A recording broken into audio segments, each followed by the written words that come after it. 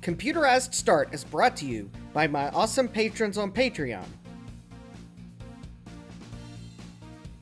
and by your tips and memberships on Ko-fi.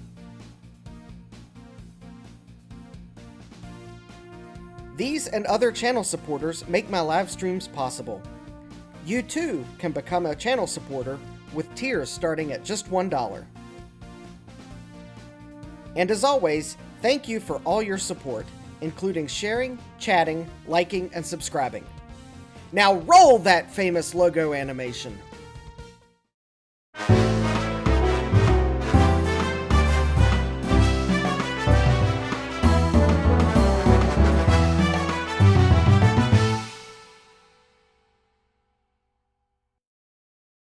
Good evening and welcome back to Computerized Start Live. I'm your host, Justin D. Morgan, and I was not quite as late as usual today, so I will call that a success. Let's see who we have in the chat. We have Kibbs with Retro, Eric Sedge, Adam McGee, Scarlet the Four-Eyed Cuda, Joe's Computer Museum, Dave's Vintage Apple Tech, Gut Bomb, and yeah, Sorcerer Stan. Hello, everyone. Yes, and we have a giant microphone. Hi there, everybody. See, my microphone even says hi. Hey, we even have a giant Microsoft assembler box in the background, and a stuffed kitty cat, and random boxes all around. Everything down here says hi. Even my capacitor assortment from Amazon. And most importantly, the item I'm going to try to lose before I even get a chance to install it. A 6309. Thanks to Sloopy for hooking me up through Retro Innovations. So, very cool. An actual 6309. It is in my hands. I will be able to install it in the Color Computer. And, we have K-Mac. K-Mac Vintage. Hello, K-Mac. So, let's see here. I am moving a few things out of my way because I realized my workbench has a few more things on it than I wanted. But, let's see here. Got the coffee goal, which you can see right about there. Links are in the description. Let's see, upcoming live streams. Tuesday, the live stream will be on First. And Thursday will be the Apple IIc. Because luckily the item I'll need for that came in today.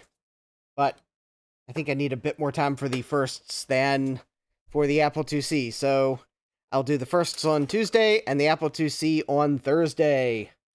Alright, now that I've got those announcements out of the way, I know you all came here for Sep Tandy, so I am hoping I do not disappoint. I have the slightly disassembled Color Computer 2. I did find the cap kit that I, quote, misplaced last time I had the Color Computer 2 on stream. It was actually, like, right beside me in plain sight the whole time, just on the lower shelf of my bench. So, yeah, it was not hiding, it just was hiding in plain sight on the lower shelf. Adam says he's never seen an Apple IIc. Well, I've never seen an Apple IIc as lovely as a tree. I thought I was a poet, but then I realized that there are better poets out there. So anyways, what do I have to do to the Color Computer 2 tonight? Alright, first of all, I want to get rid of that yellow bar. I am hoping that with this capacitor assortment, and specifically, I believe that's a 680 picofarad capacitor, that I will be able to get the yellow bar to go away. I have the 6309 that I'm going to install in place of the 6809, because these run cooler because they use less power.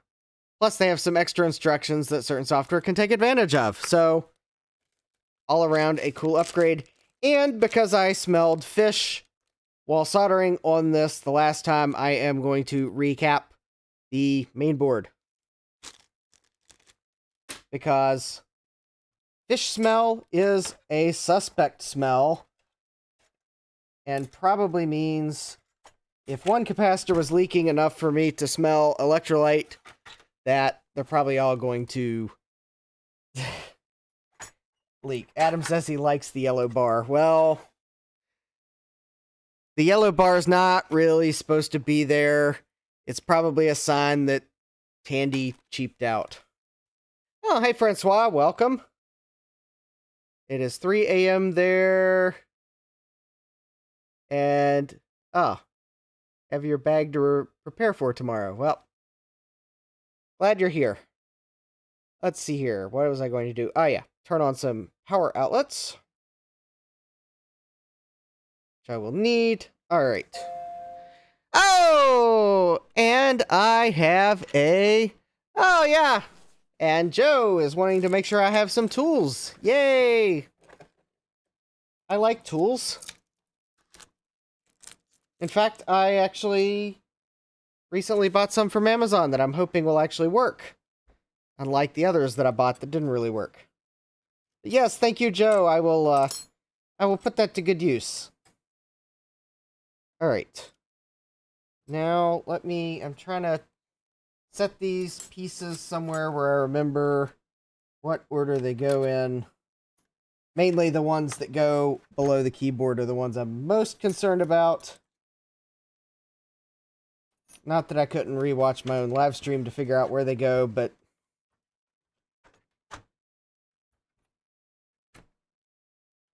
let's see here. Let me unplug the AC power. I'm probably going to need to remove the composite upgrade. Let me just go ahead and do that. I can reinstall it easily. But it will be so much easier to recap if I'm not fighting the clip leads here.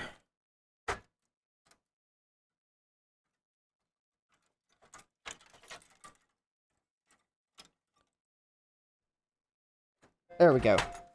Oh, thank you, KMac Vintage. Yes. Tools are good. All right, I will put that to good use too.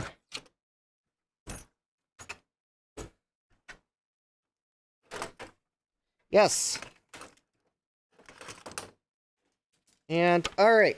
So there we go. I got the... Wow, you know, the base of that is really heavy with that transformer. All right, let me grab my knife there. All right, so I'm going to just go ahead and I'll do the recap while I am doing the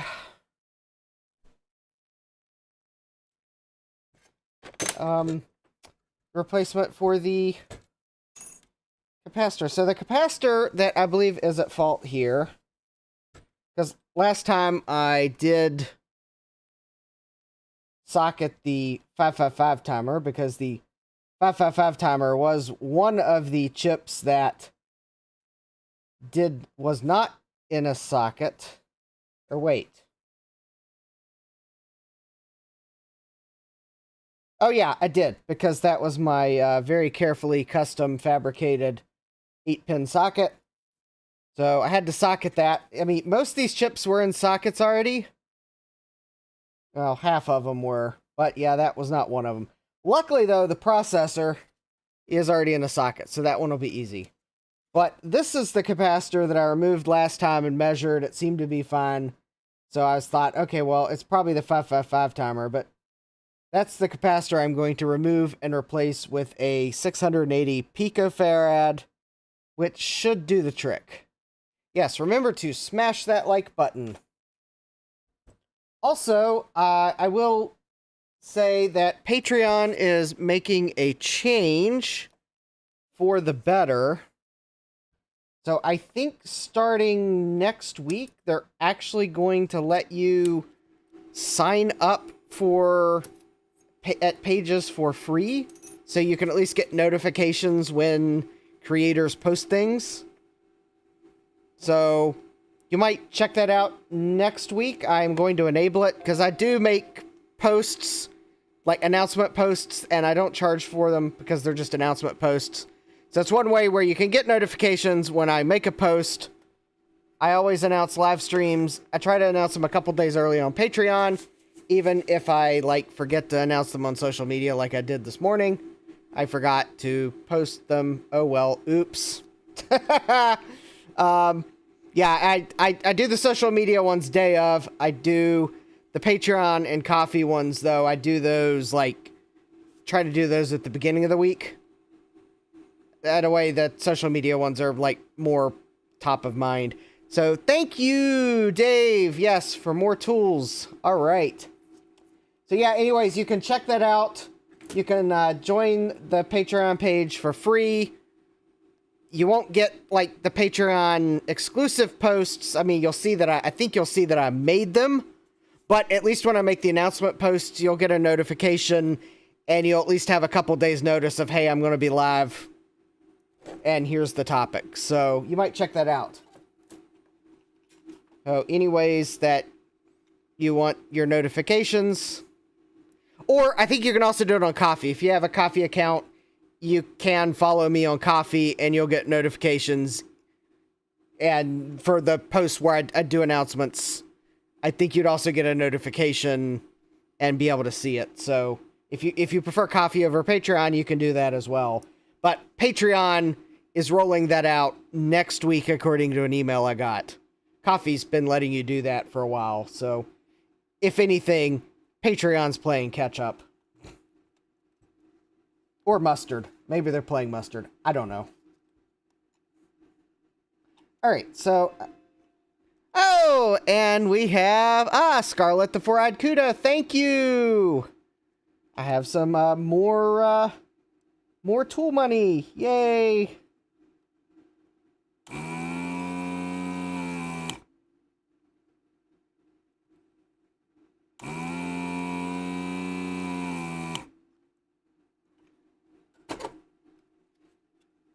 Alright, so that away. There's... Oh. Hold on, I might have desoldered the wrong capacitor. Or maybe not. No, it might just be hanging on by a sliver of solder. They do sometimes do that. Oh, there we go. Yep, there we go. I got it. So, this is the 0.001 capacitor. So, I think this is 1,000 picofarads, if I am remembering the value of it. So, I'm just going to confirm with the tester here. Oh, hey, Curtis. Adam says this board needs more DIN connectors. All right, so 1,021 picofarads. I mean, that is within spec, but apparently it's too much capacitance. Right. So let me just make sure this is actually 607 picofarads. Well, that seems a bit low.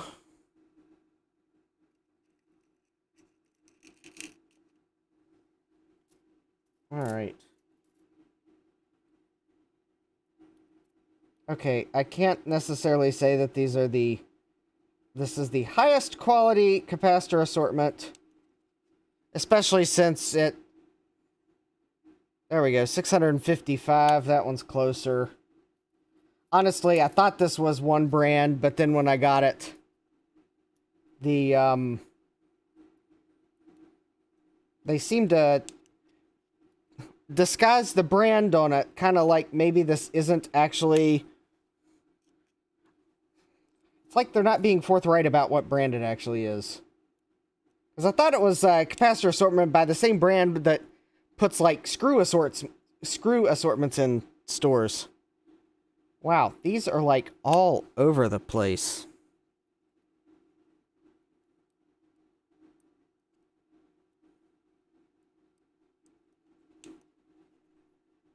This is 612. Okay, are these really... I don't think these are 20% tolerance.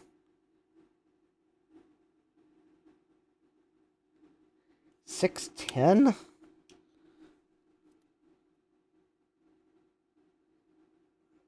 Okay, well, I'm not impressed. 768.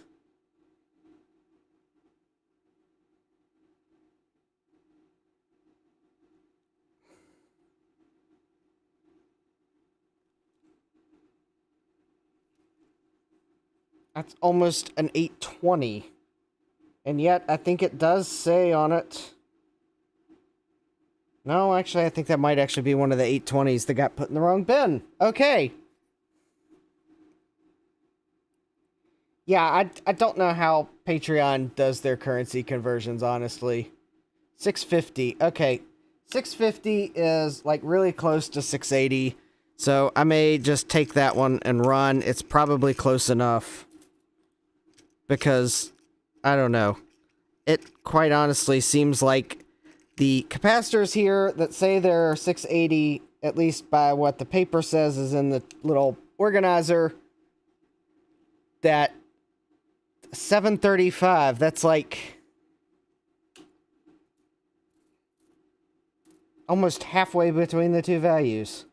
Oh, hey, Thomas and Ryan.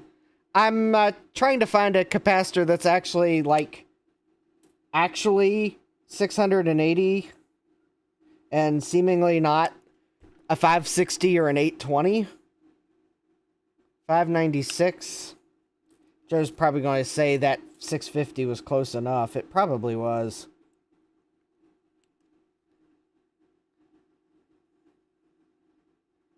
$579. Alright, I'm probably just going to take the 650 and run with it. Because these are...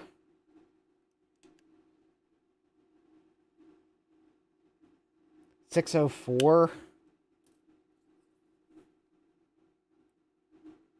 Either that or my little cheap tester is not that accurate. Joe says 650 is fine. Yeah, okay. I'll take the 650 and run with it. Because... Alright. These are all in the bin that's marked. These are all in the little bin that's marked 680, and yet I think it's like a mix of these three values. So, the qualified... Oh! There's the problem right there. It's not a quality certificate, it's a qualified certificate. Inspection number 9. Qualified certificate. Yeah, there's the problem right there. Gutbomb is asking me why I'm not using my new tester. Well, there's a reason I'm not using the new tester, and that is because I had trouble with it, and I'm returning it and getting a different model. Because I think the tester I bought has some range issues. Specifically, I don't think it likes large capacitors. So anyways, yeah, I'm where did I get that kit? I got it from Amazon. The place where I usually don't buy stuff usually the stuff I regret on Amazon I just return. What's the tolerance on the caps? I have no idea. I have no idea what the tolerance is because it doesn't have one. It's a cheap cap kit. So yeah, I'm getting a different capacitor meter. I'm getting one that actually I think is the one I should have bought in the first place. I bought the one I had last week because, or that I used last time because I thought it was a name brand. And I guess it is a name brand, but the thing is, I should have got the, I should have bought the, I should have bought an ESR meter.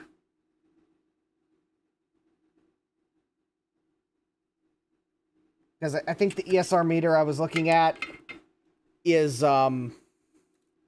actually has a larger range than that LCR meter. So, yep, I gotta order the new meter. But yeah, I returned that one. In fact, actually, I just returned it today, so that's why I don't have. I was about out of my return period, so after pondering how it had worked for me the past month and how I realized that I think I did not realize the range was. I think it had the range wasn't as large as I needed.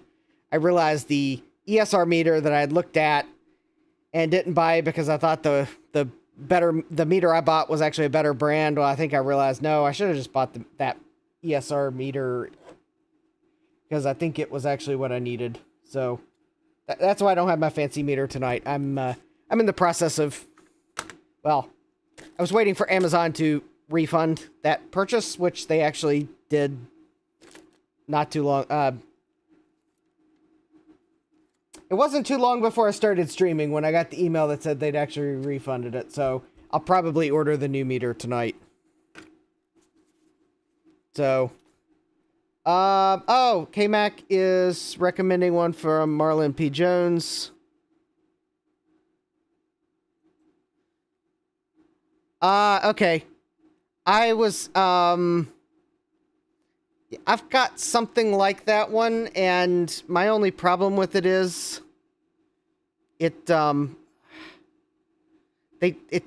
do well. I mean, I don't have that exact meter. Maybe that meter is better than some of the ones I have, but I wanted one that you can actually do a different frequency of the capacitor test. I think I want the one that Adrian Black has. Let me see if I can get a link. Oh, I'm not logged into my Amazon account. Never mind.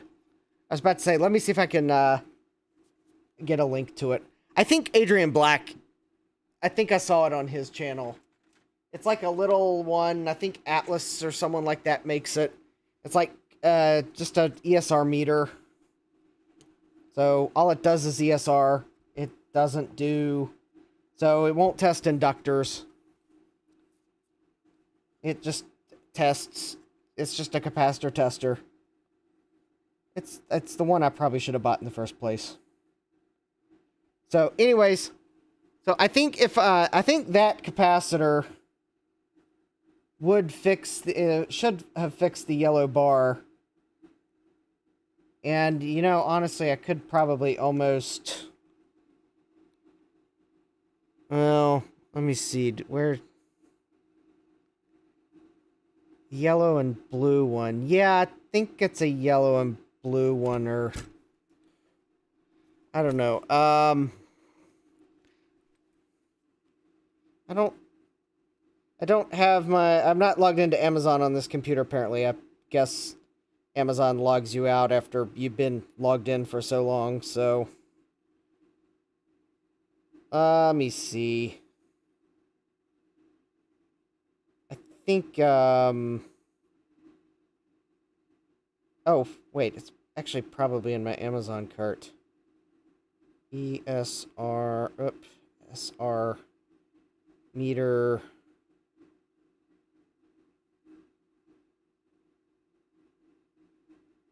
Oh. Yeah, I think it's this. I think this is it. That's the one I want to get. It's by Peak. Yeah, it's the Atlas ESR 70. I don't know if Adrian Black uses it now, but I have seen him use it. That's the one I'm going to get. It just tests capacitors. But it seems to do it pretty well. Oh, Thomas says he's got caps that are negative -10 to +70 tolerance. Okay, Francois says Jalora has one. Yeah, I've seen a couple YouTubers use it. So that's the one I'm gonna get. It's the one that I was almost going to buy, and then I found that one by X-Tech and was like, oh, X-Tech, that's a slightly better brand, I think. But I should have just bought the one by Peak. It's just it's a simple ESR meter, but it will do I think it only does like 2 frequencies, but that's good enough. Plus, I think the range of capacitors it supports is larger. The only thing it doesn't do that the one I think that X-Tech one can actually do auto discharge to a point, that is. But I think the one by the Peak one, you have to make sure the caps are discharged first, but that's not a problem. That's not a problem at all. I'll just have to remember, discharge the caps first. Yeah, Thomas does say that capacitor testers can be misleading, but when the capacitor tester doesn't want to test some of the caps that you commonly replace because it doesn't support it's like out of its range of testing, that kind of negates the purpose of having a tester.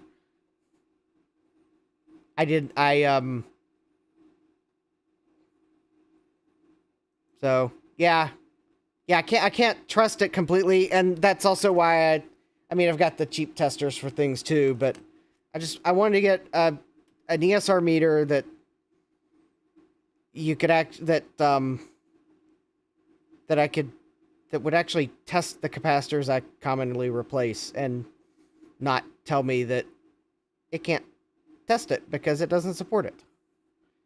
And oh, I'm getting sidelined here because I was trying to go to Console 5's website just to make sure I had the list of caps for the Coco, because I'm gonna go ahead and I'm just gonna go ahead and recap it.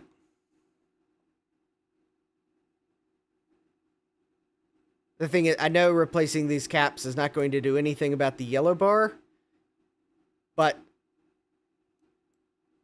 I'm gonna go ahead and replace them because it's hard enough to get the composite mod back on that I don't really want to get everything back on and then remove them again to recap the board, so I'm just going to go ahead and recap it. Alright, so this is 8.7...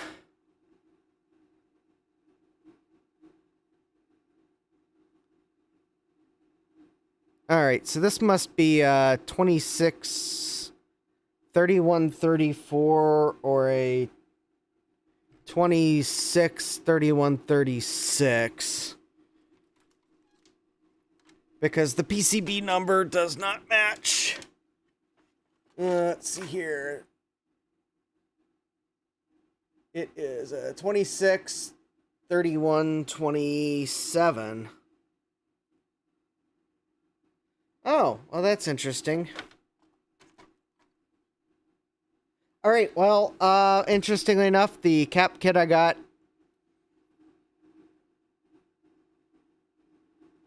may not actually work on this board, because the model number I have doesn't match the ones on the list, although maybe I already checked it. So let me double check real quick. So, all right, C1 is a 220 microfarad. C5 is a 100. Okay. C2, those two are the ones on the bottom. C2 is a 4700. All right. C11 is 100 microfarads. Yep. C12 is also 100 microfarads. If this board has a C12, I actually don't see a C12.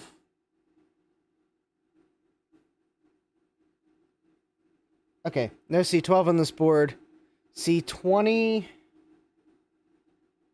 is marked as a not populated on the cap list, but actually it is populated on this board. So it is a 10 microfarad.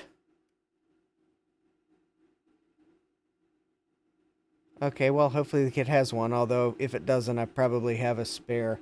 So C32 is...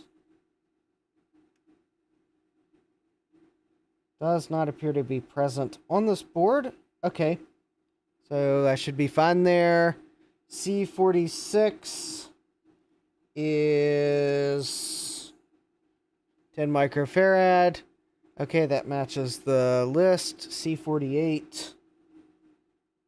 C48 is a 1 microfarad. Yep, that matches. And C62 is a 47. Wait a minute, is that 47? Yeah, it's a 47. On the list, it's showing as a 22. Okay, it's probably, that usually means there was a substitution in the factory. Oh, wait, are there any electrolytics in the RF? Nope, none there. Okay, so it does look like there's a cap in the kit that is not present on mine. So... oh, hey, Jesse. Welcome. Well, you saw me,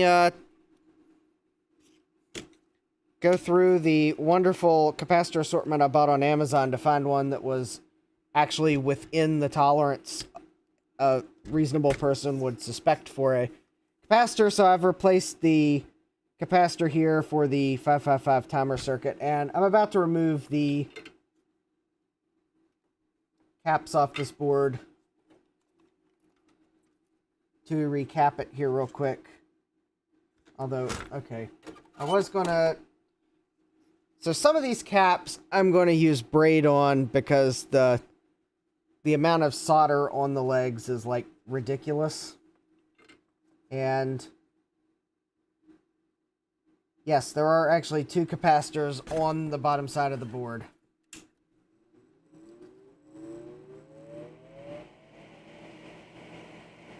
I don't know why Tandy did it that way, but they did.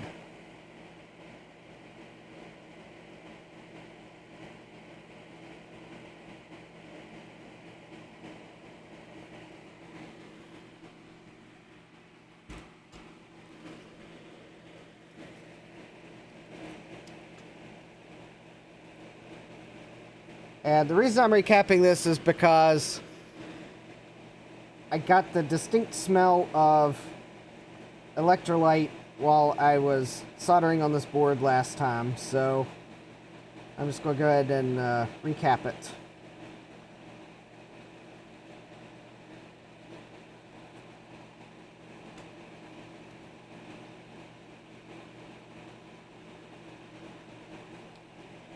I mean, generally, I like to just recap the whole thing if capacitors are leaking. However, I'm sure my general rule, there are exceptions. If I was working on something exceptionally rare, then maybe I would probably only replace what absolutely needed to be replaced. But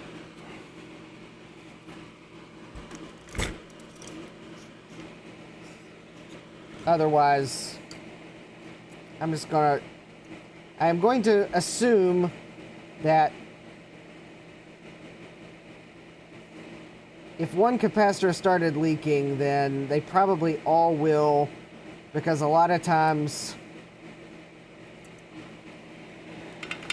manufacturers seem to use a lot of the same brand throughout the board.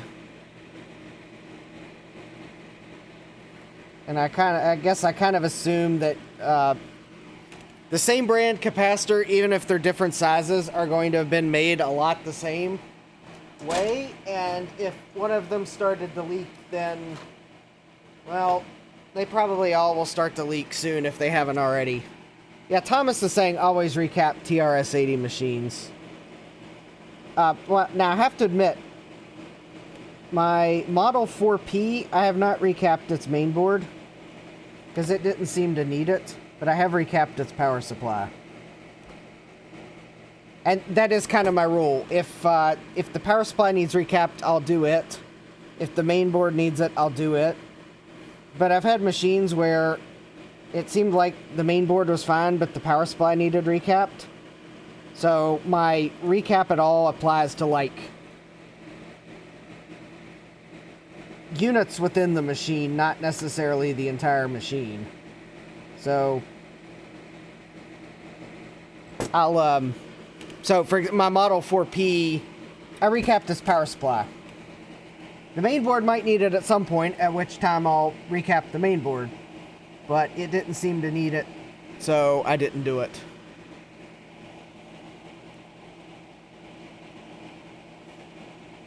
And part of that was the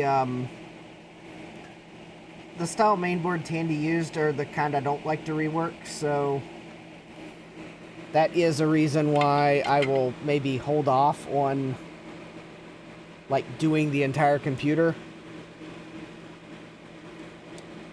But since I was working on this board and I did smell what smelled like electrolyte, I am assuming that it's a sign that it needs replaced. Also, these are like... Yeah, with the Coco you get to recap it all with one kit. That does definitely make it easier to recap the whole thing. It's two separate kits for the Model 4P. I mean, I think I have the kit for the board on hand. So if my Model 4P, if I realize the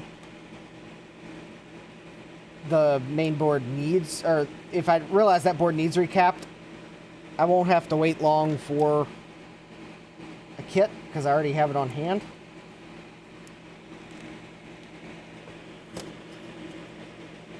But it's like an extra. But I don't really like these type of boards that much where the solder mask is bubbly. I find they're more fragile, so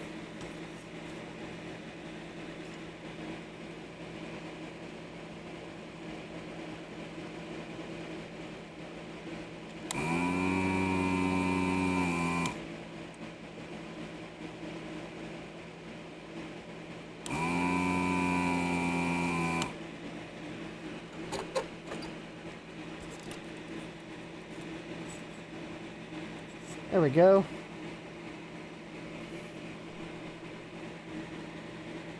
I think that capacitor might actually... Ooh.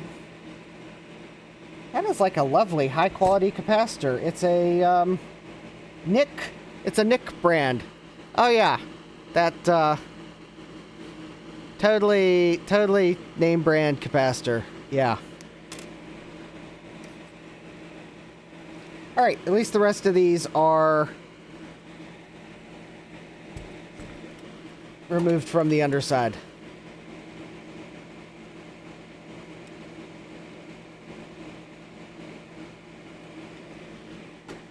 Alright.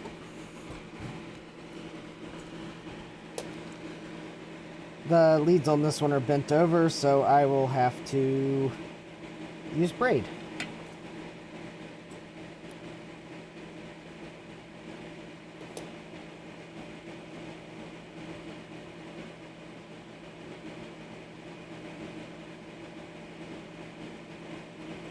And these capacitors remind me a lot of the...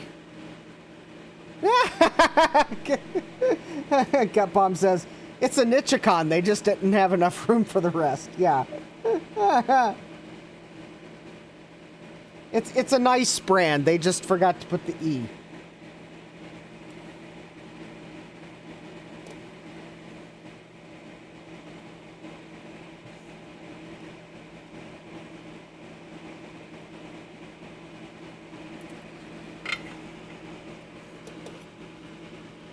Oh no, Francois says Firefox froze on me. Ah.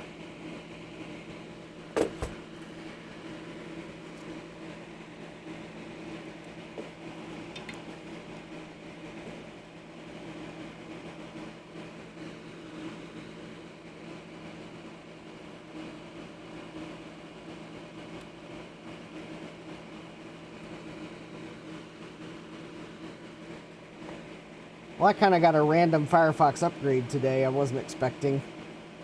So I was, I guess I was on Joe's Discord, and because Joe's trying to get Windows 98 to run on a 486 or something like that, and so I had quit Firefox because I was going to shut down my computer upstairs before streaming, and then saw Joe posted something on Discord, and I was like, oh, I need to respond to that. And so I had to launch Firefox again to make sure I was quoting something correctly, because I was making a funny statement based on a famous line from a famous movie. And so I open it back up thinking that I'm going to see the tab I had open when I quit Firefox, and lo and behold, it's the "You've got a new feature in Firefox" tab. I'm like, Firefox updated me in that 30 seconds time.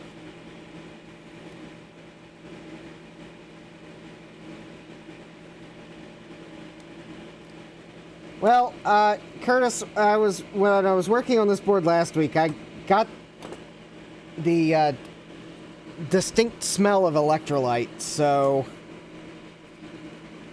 maybe they don't usually need recapped, but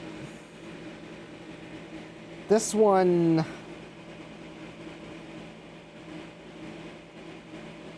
something is leaking on this one. I'll put it that way.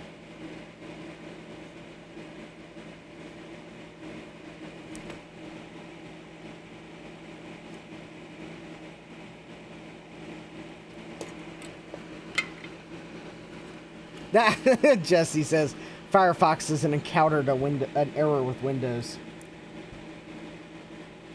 Oh yeah, speaking of Windows, apparently Microsoft has closed the loophole that let you get a free upgrade from Windows 7 or 8 to Windows 10. So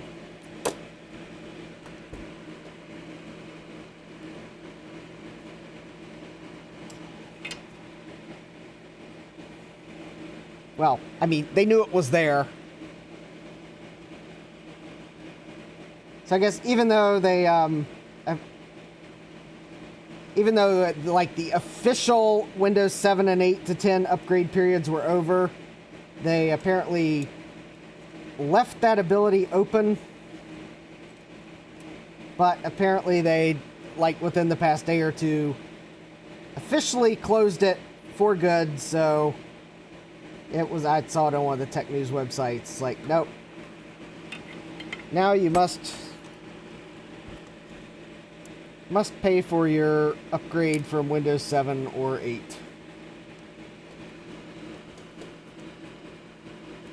Nah.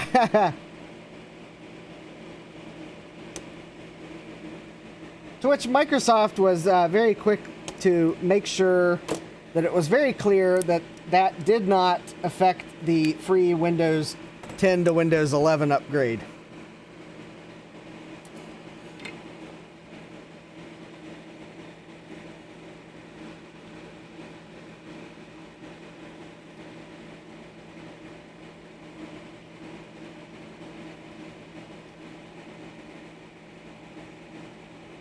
Yeah, Apple can be a bit aggressive with macOS updates, but Microsoft can be a bit aggressive with, like, lots of things. Microsoft's being a bit aggressive over the Windows 11 upgrade, for example. Also, I don't particularly like them adding icons to my start menu for things that I don't want to use.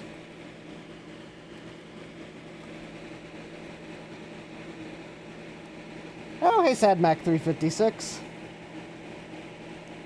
There we go.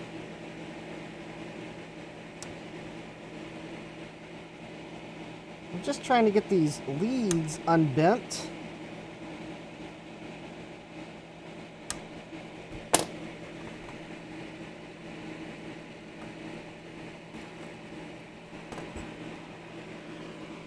Alright, let me add just a bit of fresh solder to this pin here.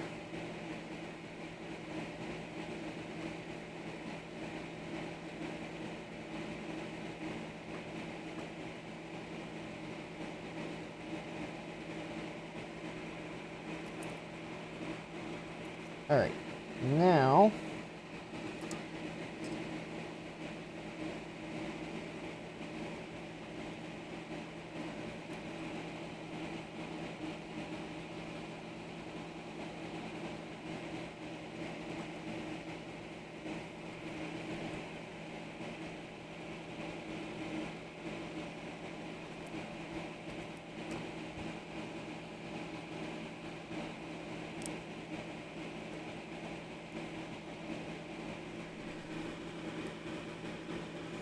yeah. Oh, good night, Eric. And yes, Jesse made it clear that he's not defending the boneheaded nonsense from Microsoft, yeah.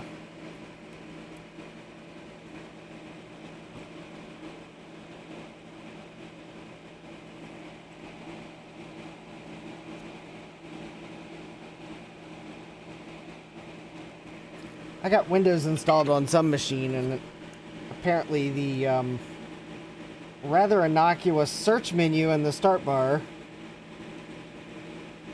which normally I could like start to type the name of a command that was on the computer, and it would give me, it would search the apps. Well, it apparently at some point just silently switched to web search.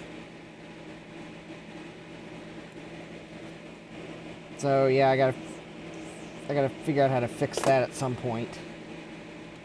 It's like, I did like how I could just start to type the name of an app and then it would find it, especially if the app is like buried in the start menu. Like one that I run frequently enough that I like to search for, but not frequently enough that I want to put an icon on somewhere easier to get to.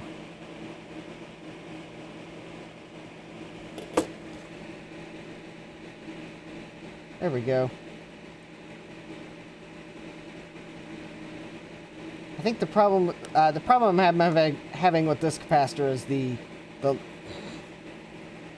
leads were bent at a really steep angle. There we go. Ooh. That looks weird.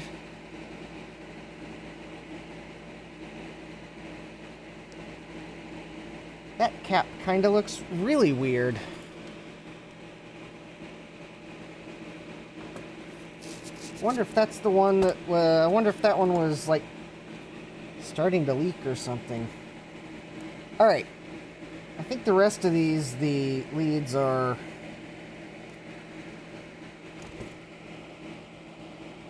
Alright. I might be able to get them with the desolder gun.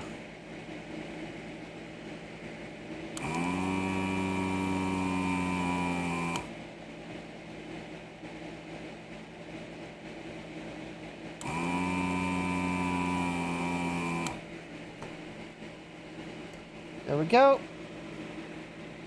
That one's out.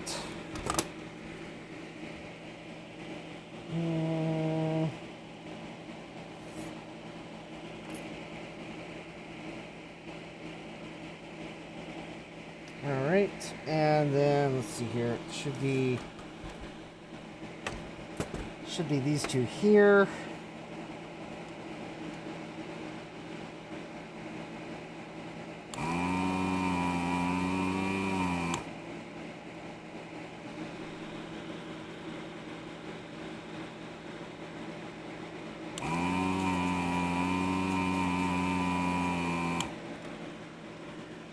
Well, I'm sure Windows 11 is fine, but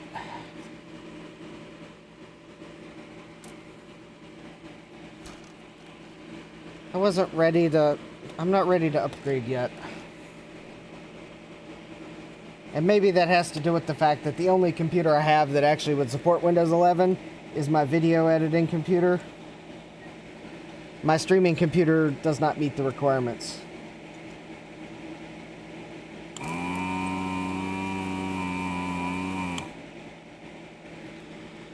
Although I would like to buy an HP Z440, like, very stripped down model and maybe upgrade it a little.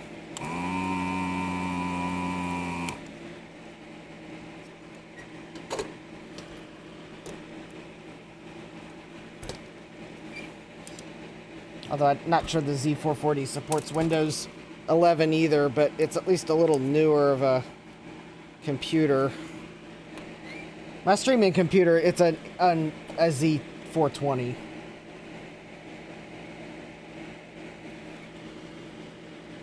Hey, Jeremy.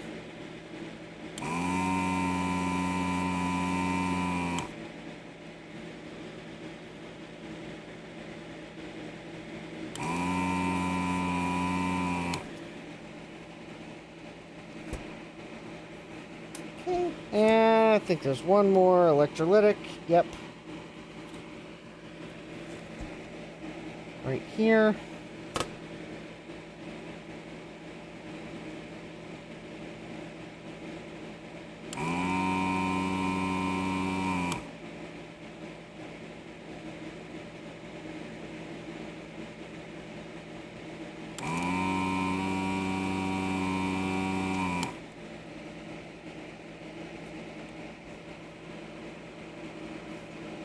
Okay, I definitely smelled fish from that one. And I don't see any signs that they were leaking, but I sure smelled signs that some of them were leaking. But I'll take some isopropyl and clean the board a little bit. Okay, so I think I got all the electrolytics. I got that one, that one, that one. 1, 2, 3, 4. And then there was one, yeah, right there. And then the 3 over here.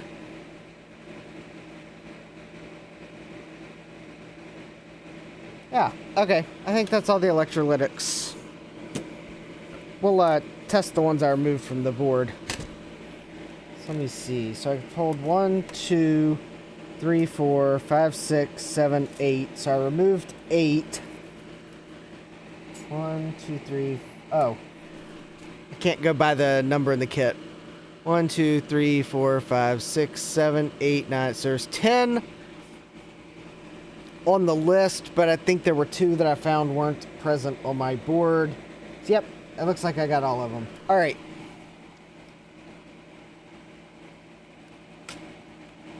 Let me...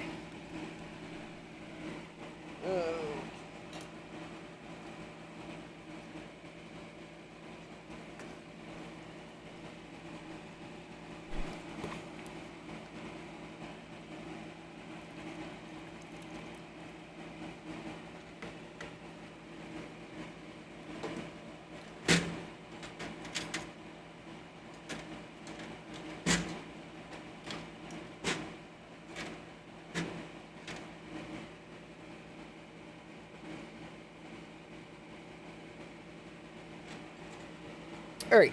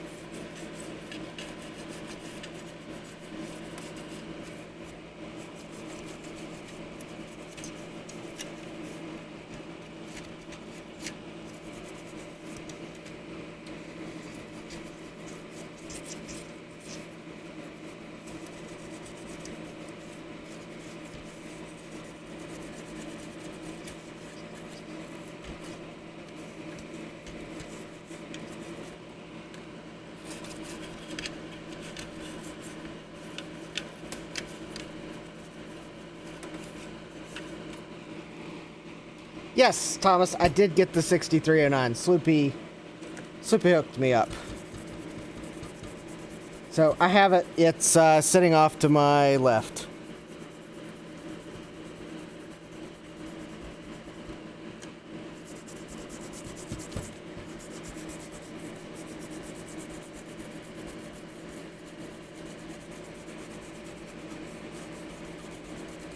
So, yep, I just thought I'd clean the entire bottom of the board, so that includes some of the original factory flux that was left on the board, but a clean and tidy board is a happy board.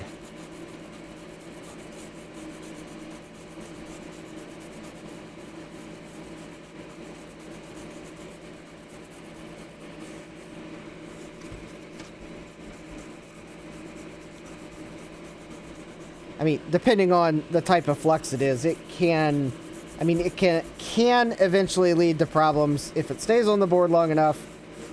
Some fluxes, even some no clean fluxes, will over time absorb moisture. And while in the lifetime that Tandy would have assigned to this computer, it might have not been a problem, well, we have far exceeded it, so... I think there's some on the Coco SDC that I have of specific software.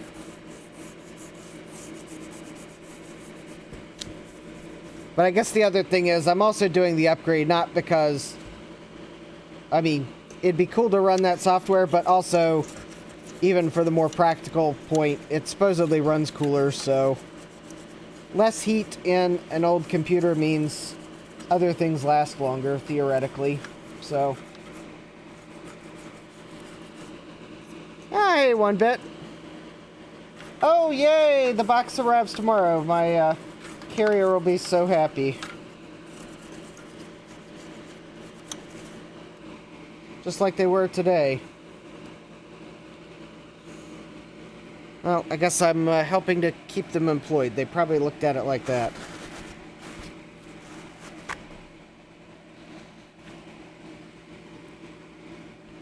So, yep, today I got a goodie from Garth, among other things.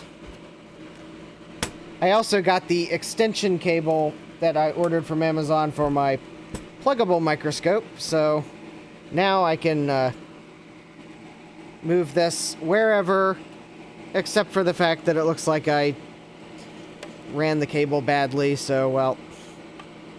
But I have enough slack, though, that I can move it wherever.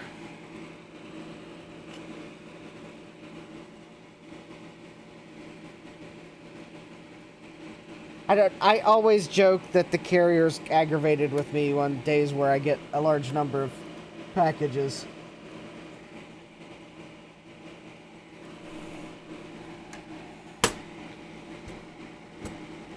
I mean, if it's the normal guy that brings my packages, he seems like a nice guy. I mean, he'll at least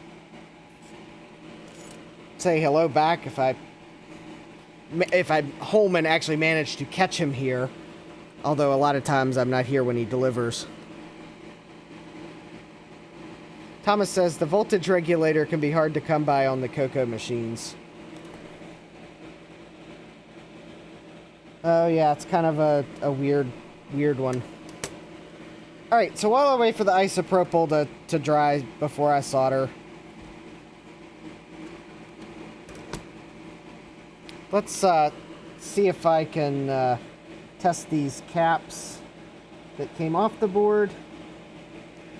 This one I'll have to hold on to the pads.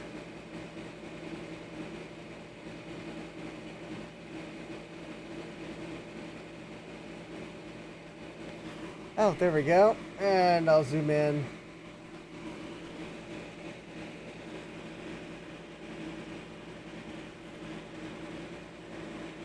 Okay, so despite the fact that this has a weird appearance on the bottom, like it might have started to leak,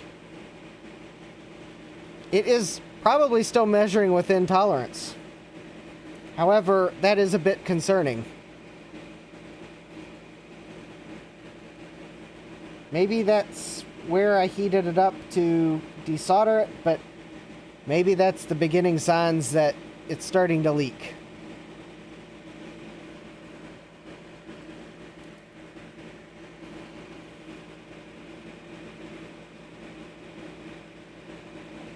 I could say about the carrier that ran our route in Roanoke. Boy, was he grumpy.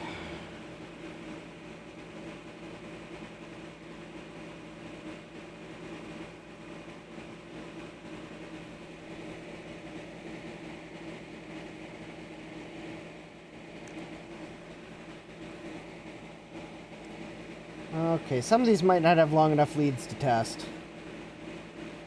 Let me see if I can find the one that smelled like fish when I removed it. I think it was this one here.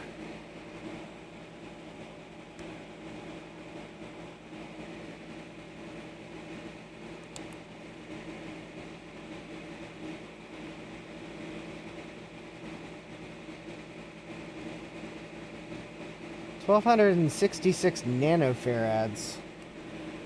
That's a 1 microfarad. Well, I don't know. Something was causing this board to smell like fish. So I stand by my decision to recap it. Alright. So I think I can probably start putting caps back on, because I think the isopropyl has dried, so... Anyways, I am recapping this using a kit from Console 5.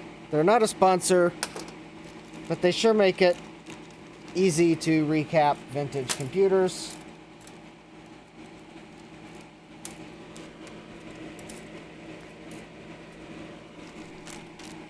So this is the...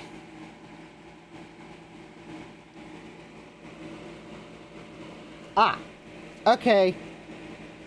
So one of these capacitors is a non-polar cap. That's what the NP meant. Okay, so let me find the non-polar cap.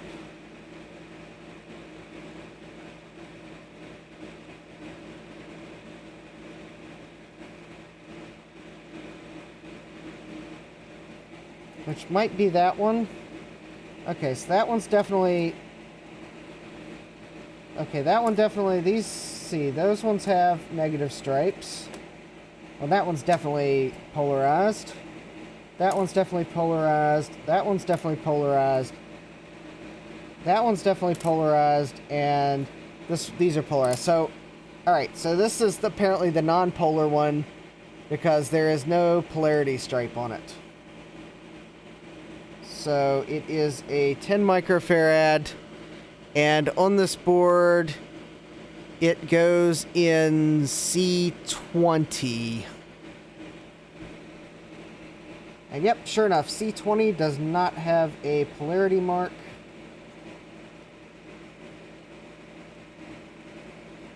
So since this is a special cap, I'm going to go ahead and get it first.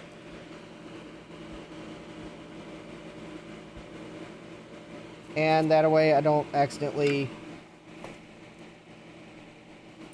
make an unhappy capacitor. Alright, night, Francois.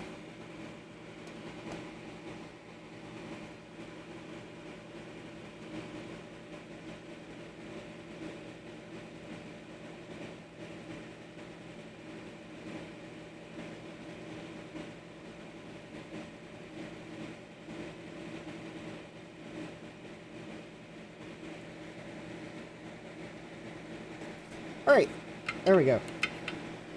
So for those of you that missed my stream on Tuesday, well, I had an unhappy tantalum capacitor. Unfortunately, I had the capture view going when the capacitor went, so...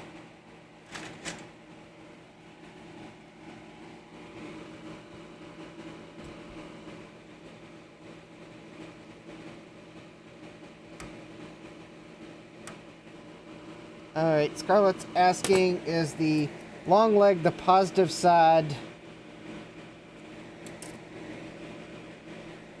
Well, normally I would say yes, but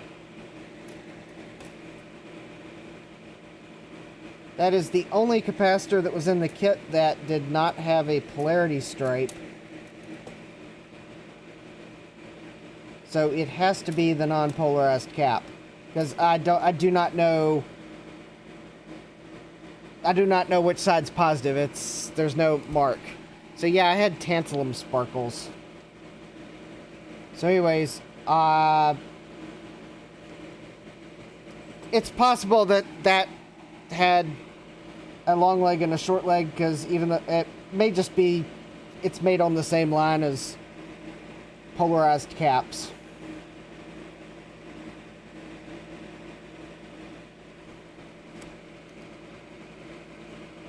All right.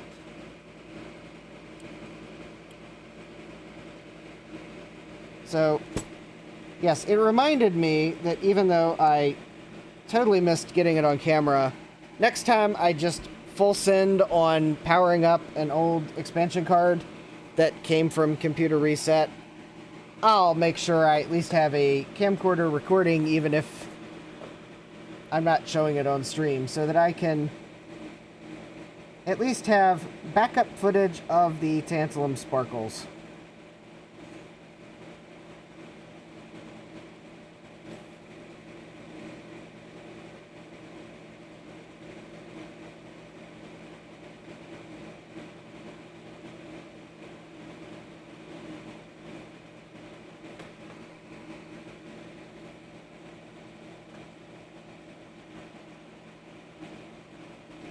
There we go. All right.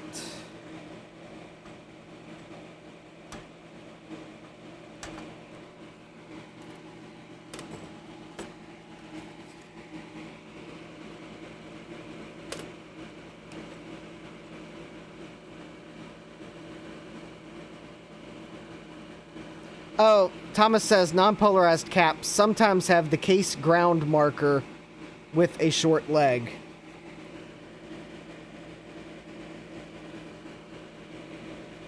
Well, in this case, I don't know. There's no marks at all to tell me which is even case ground. Okay, so I went ahead and put that on. I'll get these two that go on the underside last. All right, so I'm just gonna go.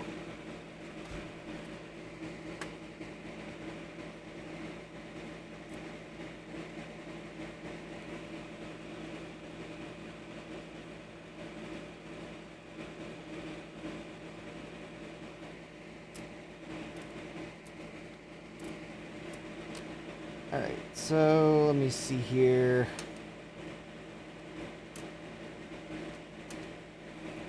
Let's see here. So we got 1, 2, 3, 4, 5, 6, 7, 8, 7, 6. So I should have 1, 2, 3, 4. Right, I'm just double checking what I removed. So I removed 1, 2, 3, 4, 5, 6. So I removed 8 caps. So, yeah, 1, 2, 3, 4. Okay, just making sure I knew where all the caps were. So, C62 is a 22 microfarad, 16 volt.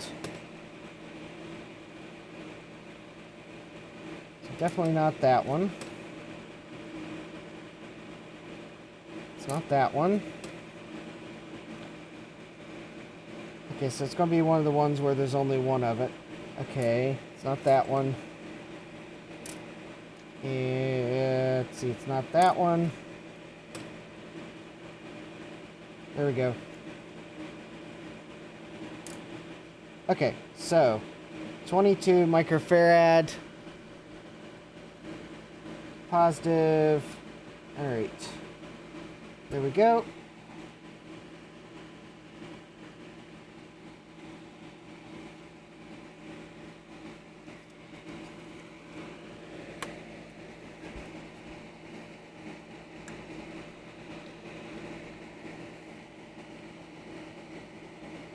Well, interestingly enough, the tantalum that was not a 3-leg. It wasn't an IBM card, and it wasn't a 3-leg tantalum, but just like predators in the wild that are brightly colored, maybe I should have taken their bright orange coloring as a warning.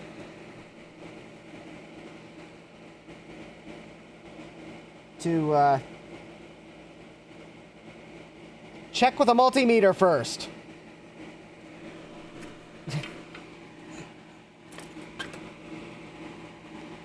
Because it will strike without warning and make your basement smell like acrid magic smoke. Because it has tantalum.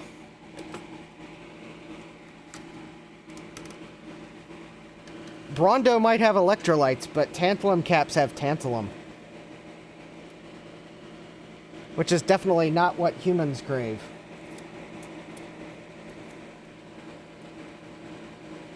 Alright, so let's see, 100 microfarads for C11 and...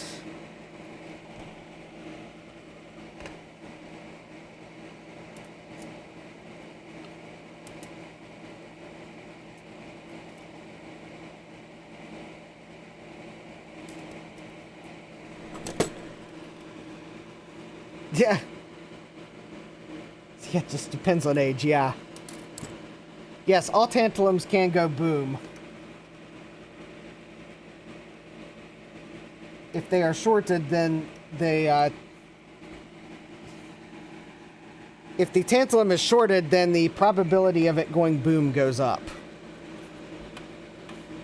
But yes, I mean, they can all go boom, because even if it's not shorted when you power something on, if it was failing, well, I mean, it can go shorted and go boom without much warning at all.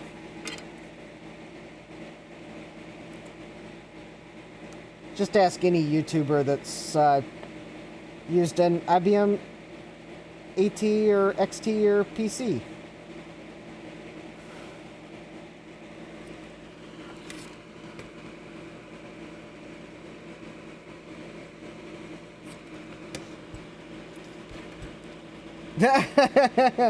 Yeah, Thomas says, tantalum oxide and aluminum oxide burn hot. And Kib says, a whole bar of magnesium too, let me tell you. Wasn't there someone that was trying to set a next cube on fire? I don't remember if they actually managed to do it. Because the next cube was had a magnesium frame. Although I think it's actually a magnesium alloy, but...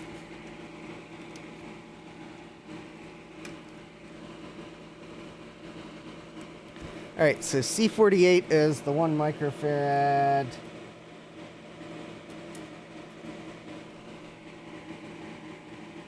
There it is.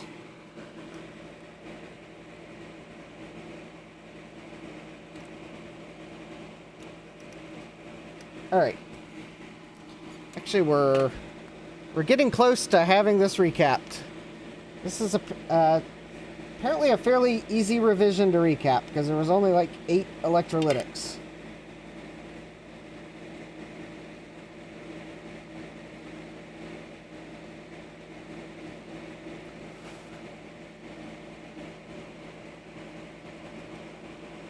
Well, 9 if you count the polyester cap that was in the 555 circuit that also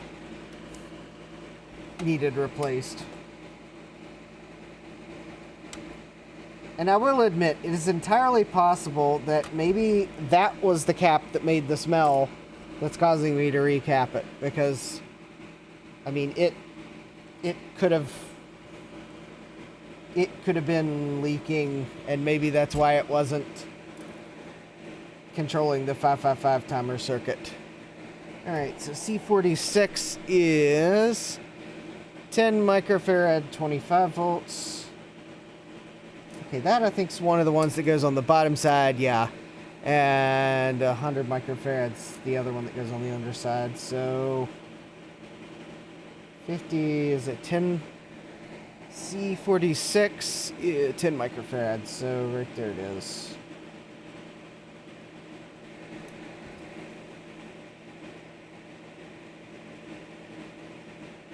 Yep, okay.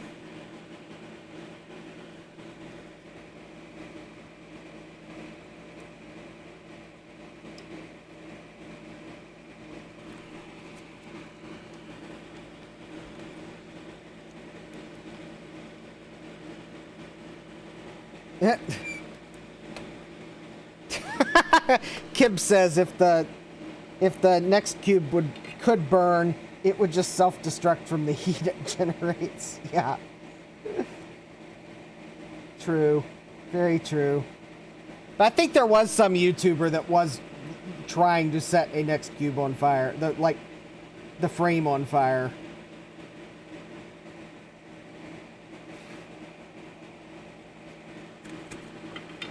And I don't remember, I think they might have eventually done so, but I think they had to help it out.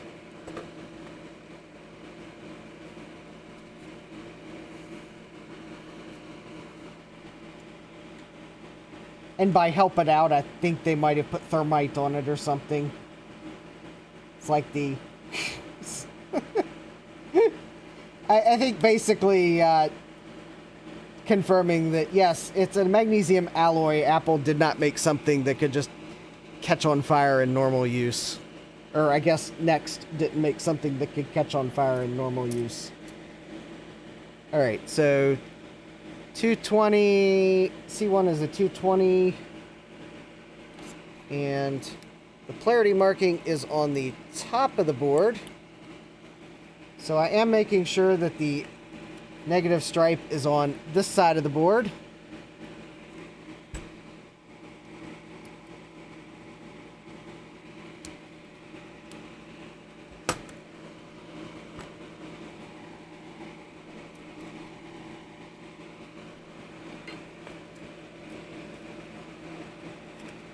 This was a fairly old video. I think now, I would hope now that someone who was trying this would realize the next cube is worth more intact.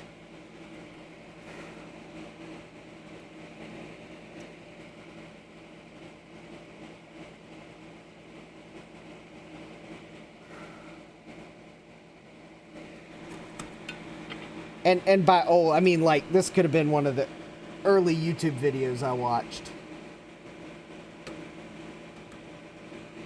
Like, early. Alright, and C5 is 100 microfarad, which was one of these. Alright. And the cool thing about this cap kit is, for at least this revision of the board, I have a few extra brand new capacitors I can use on something else. Yay!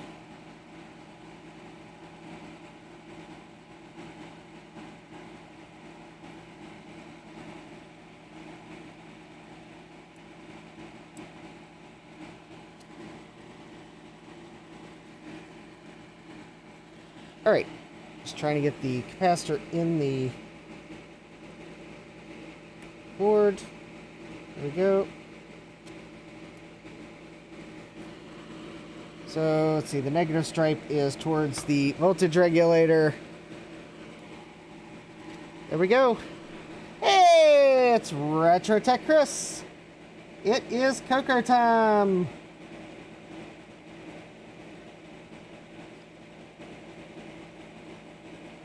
And this is the last capacitor on the recap. There we go. Do these take Trident cards? Oh, if you only knew that there is a computer on my eBay watch list that I have been tempted to buy because it has a Trident card in it. But the seller wants too much for it. Especially considering there's a good chance that Trident card doesn't work.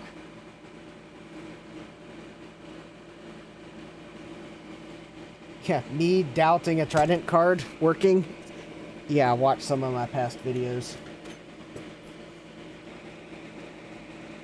Oh man, you know, I almost you're giving away one of my gags that I almost did, but I did almost buy a pack of Trident gum while I was in the store last. I was like, oh, look at the latest Trident that I found.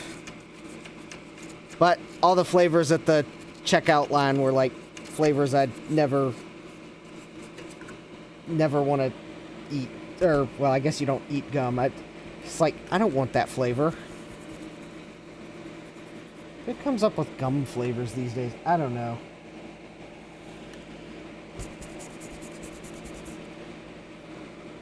Early Cirrus Logic. Yeah, there's another one that's scary.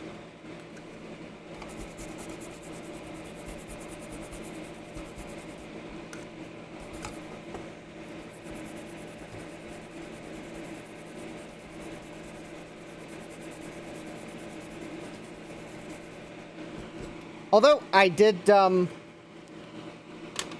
and Retrotech Chris picked up a card at VCF Midwest that is similar to his Acumos card. Oh, that's the early Cirrus Logic, yeah. Okay. Yes, actually, on Mercari today, made an offer, and it was accepted on a Cirrus Logic 5434 ISA card. Because normally you find that chip on PCI and Visa Local Bus. But I actually found someone that had it listed as the ISA version of the card. And I made an offer and they accepted it, so...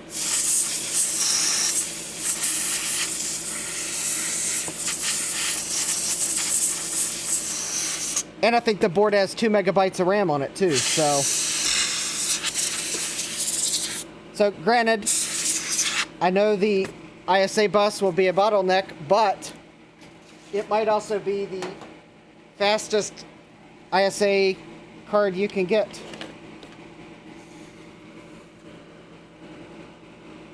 Alright, the board is recapped. And it looks pretty clean. So yeah, I mean, it wasn't as cheap as I'd normally like to score an ISA video card for, but given what it is, and I think I offered them like $71 for it, and I think that was a pretty good deal for what it is.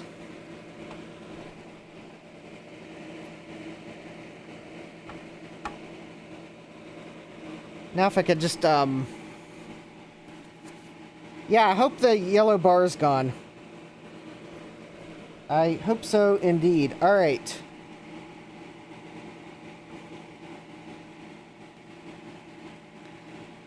Jeremy would like to put the Cirrus Logic card up against his SingLabs ET4000. Well, maybe we'll have to get you a copy of DOS Bench. And, or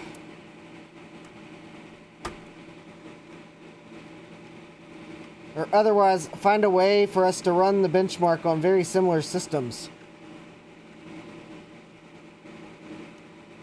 You're used to the Coco 3 with the RF shield on the bottom. Oh, there is an RF shield that I have not reinstalled yet. I thought I would at least...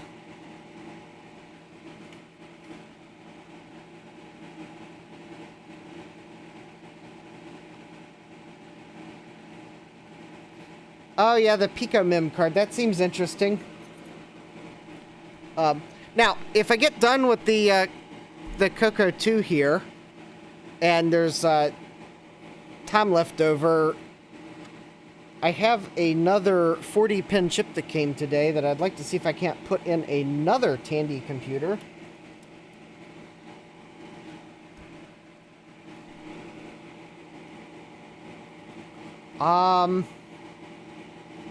You know, I think I'm just going to go full send here.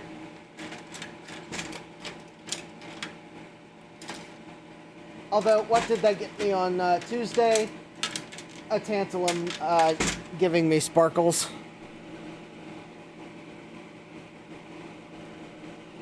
Alright. It does help, though, when you find, if I can find my chip lifter, though. Okay, this is what I knew would happen eventually when I cleaned off my workbench. There it is.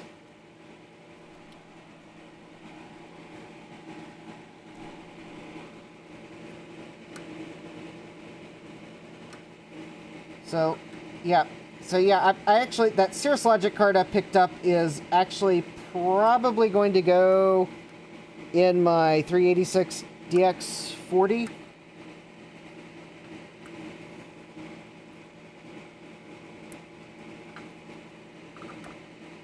And if I can get one, I'm trying to get a, I'd like to get a Paradise 24X card for my Emerson SX386.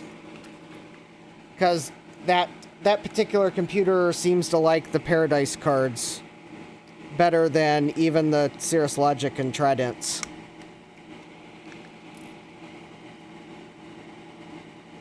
Oh, your ET4000 has dual ET4000 chips on it. Well, that seems like cheating, but all right. So here we go. For anyone wondering, did I get the 6309 chip? The answer is yes.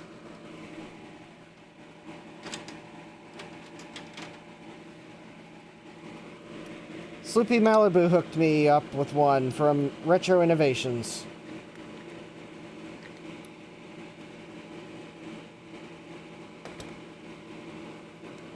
He gave me the magic address to send money to, and magically a little package showed up in my mailbox a couple days later. After the post office decided they actually wanted to deliver my package. Oh, with a 6309 in it. So, Sloopy did admit that it's something that Retro Innovations usually just sells at, like, conventions.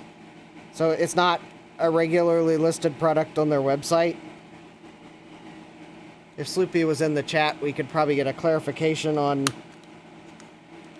like, how available they are. But anyways, so thank you to Retro Innovations and Sloopy for making sure that I could get an actual 6309 and not a 68B09 because I ordered the complete wrong thing from Jamco. Although, to be fair, it's possible I ordered the right thing and just forgot which project it was for. That also happens sometimes. Chris has decided that he is not allowed to buy any more ISA VGA cards. He thinks he has too many. Yeah. And don't forget, Chris, you have +1 because I've got one of your ISA VGA cards, which I'll get back to you at some next time I'm up. I'll get it back to you. Oh, that's right. Next time I've got some 286s and 386s out on the bench, I need to try that card in them to see just how great that card is. It's a 63C09. Yeah, it's the correct one. Yes, I have that lovely Realtek card. Chris, remember, that's the card we theorized would probably do okay in a 286. And I have a 286 now that doesn't stop at a password prompt. So I can put it to the test. Yes, I have the lovely Realtek, and I will put two new capacitors in it for you at no extra charge because it uses like the cheap ubiquitous capacitors. The ones that like lots of cards use, so I buy them really cheap. And yet they're still the nice capacitors. Okay, so I got the the C means it's rated for 3 megahertz. Yeah, Sloopy knew I was putting it in a Coco 2.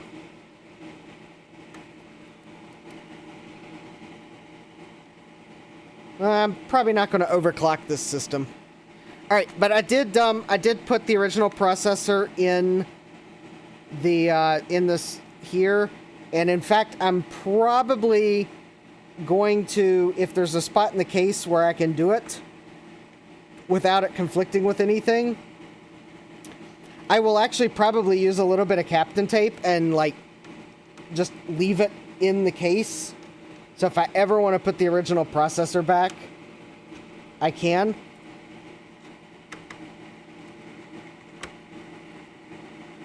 Because I think the keyboard, I don't think anything goes under the keyboard, so I think I can probably Captain tape it, and that way, a nice, safe storage location for the original chip.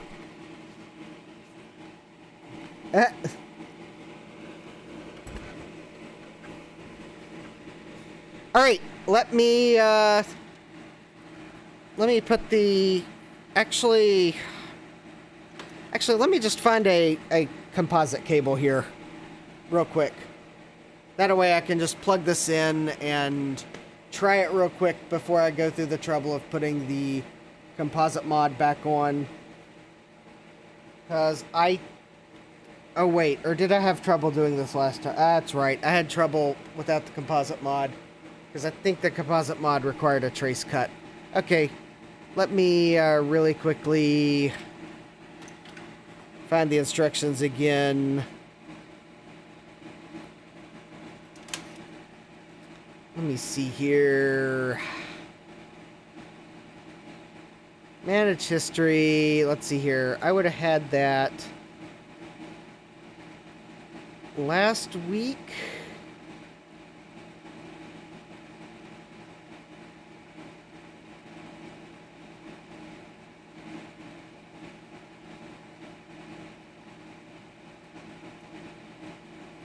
Oh, search history. Okay. Color Computer.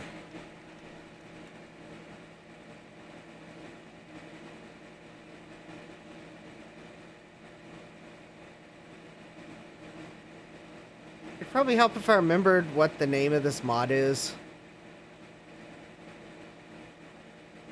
Oh, that's right. That's right. There's a shared project on PCBWay, isn't there?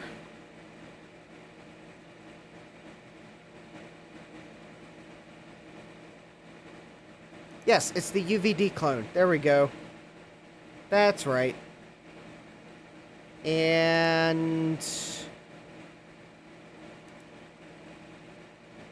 there was a download link. Hold on. I gotta pull up the instructions. It's on the shared project page somewhere.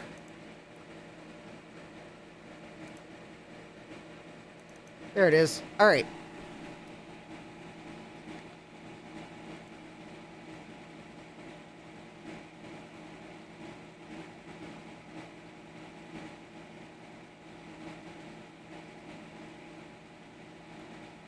All right, so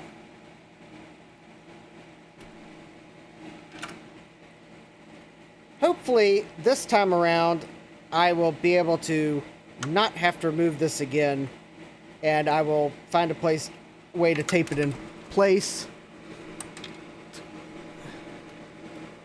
All right, so pin number 1 is 5 volts,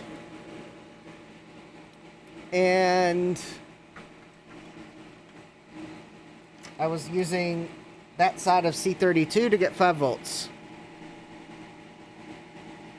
All right, pin number 2 is the silver one. I would have used a different color for this. I would have probably used the green for this, but that is ground, and you clip it to the RF can.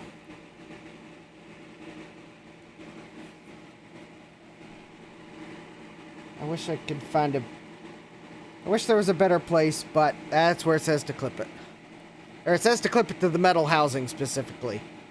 Alright, so pin 3 is the yellow wire.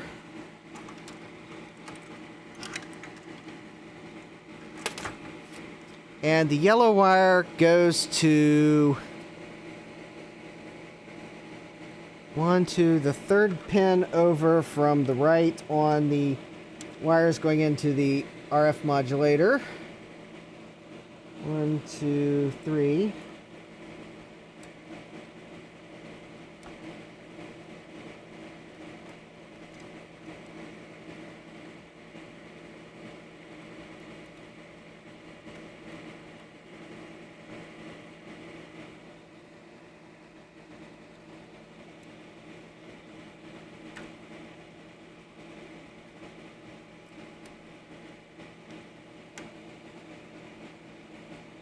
Okay. Pin 4 is black. So pin 3 was the chrominance. Or pin 3 is luminance, the yellow one. Pin 4 is black, that's the audio, and that actually goes to the second pin from the right. Or really, it's kind of more like the... If you kind of consider the pins on the RF modulator, so I guess what I'm calling the right is also like the innermost pin when looking at it in terms of inner or like inside or outside of the case. And then, so I guess counting back towards the back of the computer, that's the second pin in on the pins going into the RF modulator. And then pin 5 is green, and that's the chroma, and that's the one that, because the resistor in the RF modulator that you have to hook this to is just too... It's too short to actually hook onto. I tacked a wire onto the backside of the resistor, and I clipped the clip to that wire. And honestly, I might do that for the other wires or something. I might solder this on at some point if I really like it. Alright. Anyways, there we go. Those 5 wires are connected. I gotta find somewhere to run these out of the case when I close it. But anyways, the mod is connected, and well, I already knocked the ground connection off. That's great. Alright, if anything, maybe I might try to, maybe the ground connection's the one I really need to just solder somehow, because it keeps coming off. Or I'll find another ground point to hook to one. Alright, but I got the composite mod back in. Yeah, Thomas is saying green screen test. Yep. So let me... Alright, let me plug it into power. Let me find my composite video cable. Hopefully this will go smoother than the Atari 400.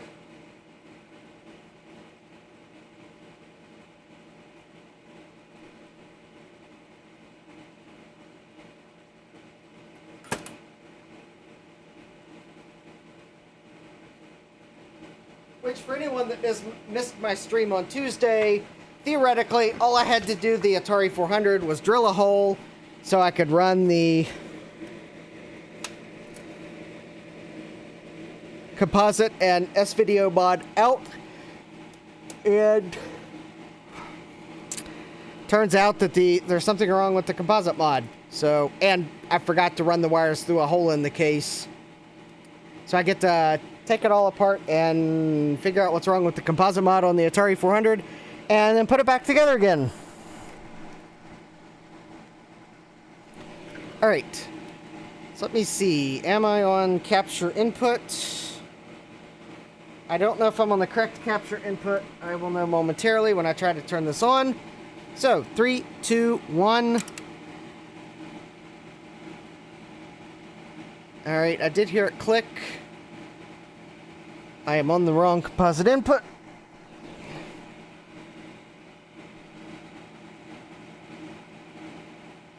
I am... Oh, I am... Oh! I was on the wrong input completely. I wasn't even on a composite input. There we go! Hey, look at that!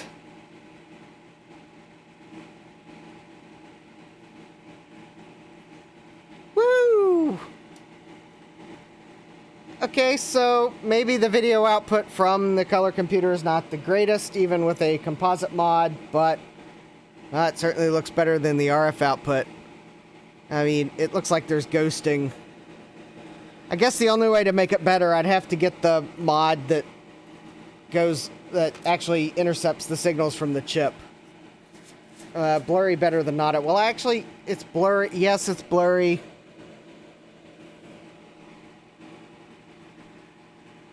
Well, the non-generic composite mods cost a lot more money, though. All right.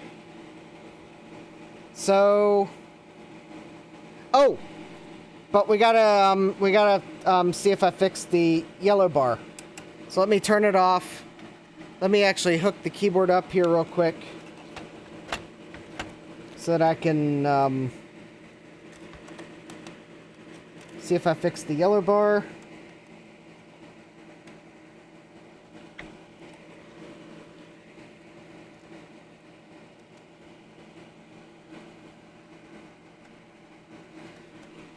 Let me grab the Coco SDC.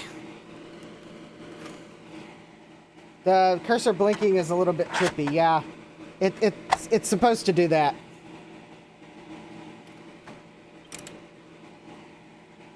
Oh, Curtis is telling me to... Oh. Well, actually, I think... Oh, wait a minute. That's,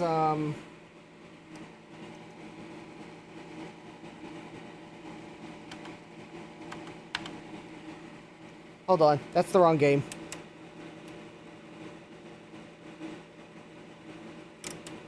Well, it looked gone there, but I don't know that that game used high-res mode. That was the wrong game. Wow, there is a lot of noise on that screen. Oh, wait, is that... Oh, that might possibly be... Let's see, what game was I using? Oh, I think it was actually...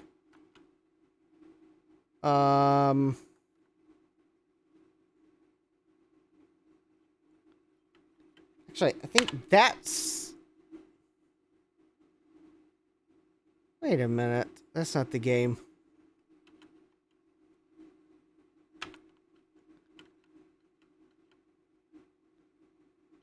I forget what game I was going into that actually I know used high res mode.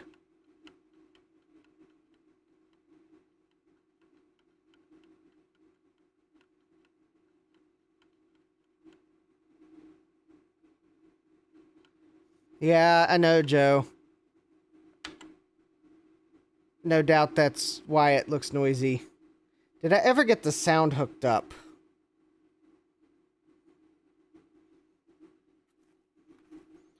Last time I hooked the sound up to capture, the problem was no one could hear it because the sound output's really low. I want to go to high-res graphics mode. Okay, I'll try Curtis's suggestion.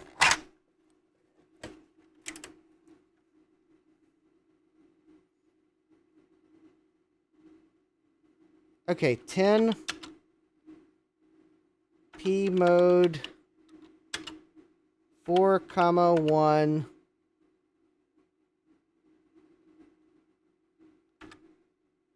screen 1,1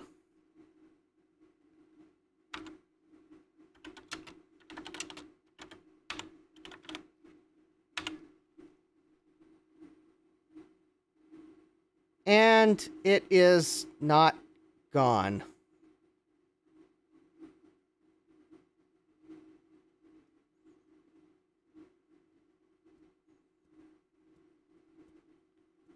I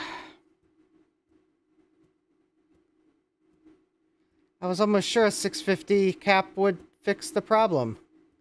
It's smaller, but it's not gone.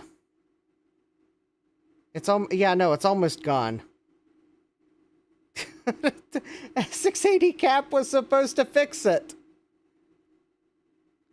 Just saying 470, but that really smart guy that wrote a blog post that I can't remember who it was said 680.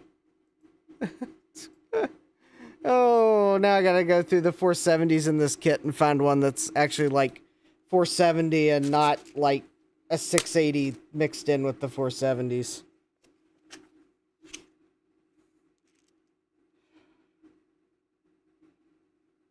I also need a better composite. Joe, can you make a composite mod for this computer that's better, but not like $120? I don't need an FPGA. I just need something that's not little flimsy fly wires. And now I can hear Joe typing now. Will add to long list. You can't tiny comp the Coco 2. Alright, yeah, let me just keep lowering cap sizes till it's fixed. I don't think you can tiny comp the Coco 2 because the signals are... There's nowhere where there's the correct signals.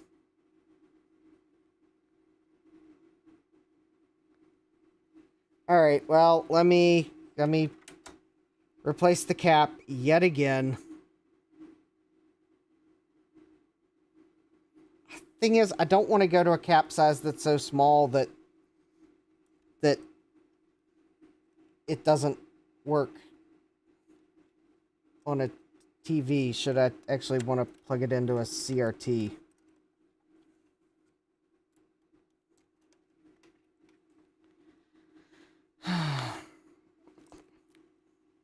There's got to be a better mod that doesn't cost $120.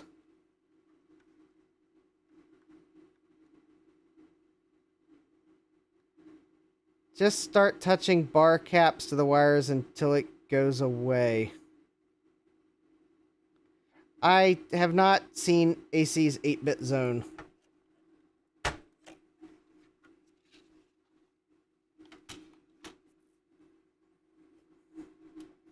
Bare cap leads.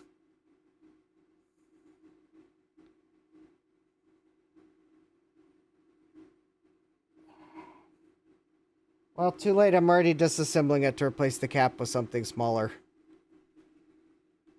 I don't... where that cap... I don't have a cap that I can put in parallel with that cap that's not, like, way too small.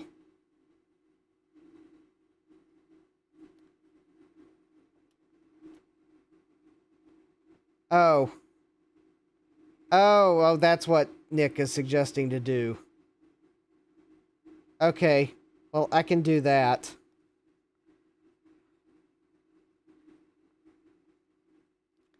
Let me search this, what Jeremy's telling me to, because otherwise I'll forget.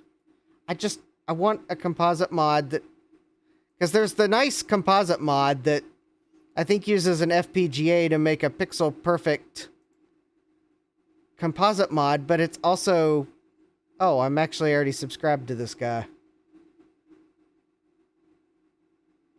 But I'm like, I don't want to spend $120 for a composite mod that only works on one computer. Because then when I do that, then every computer costs $120 to composite mod, and that's just not cool for my wallet. I mean, I have nothing wrong with making cool composite mods, but it's just at some point I gotta say, I'd rather just, like, hook up something like an RGB to HDMI, but that doesn't work on every computer. Because then at least I can hook that up in a way where I can, like, at least not have to dedicate an RGB to HDMI to every computer. I can, like, make a, just put, like, a DB9 connector on it somehow.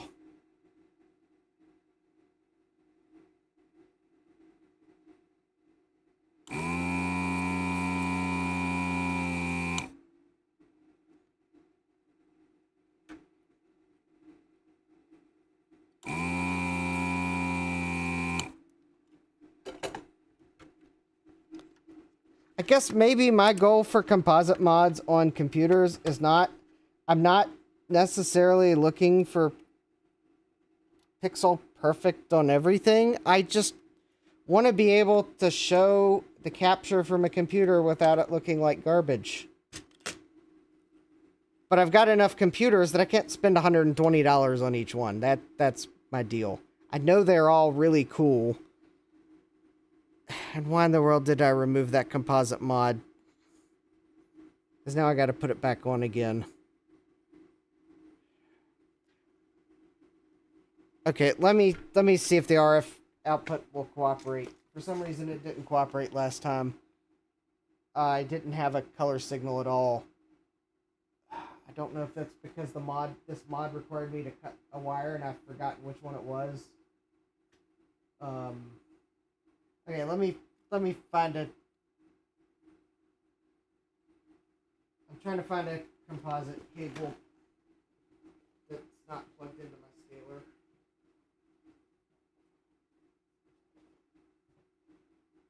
Here we go.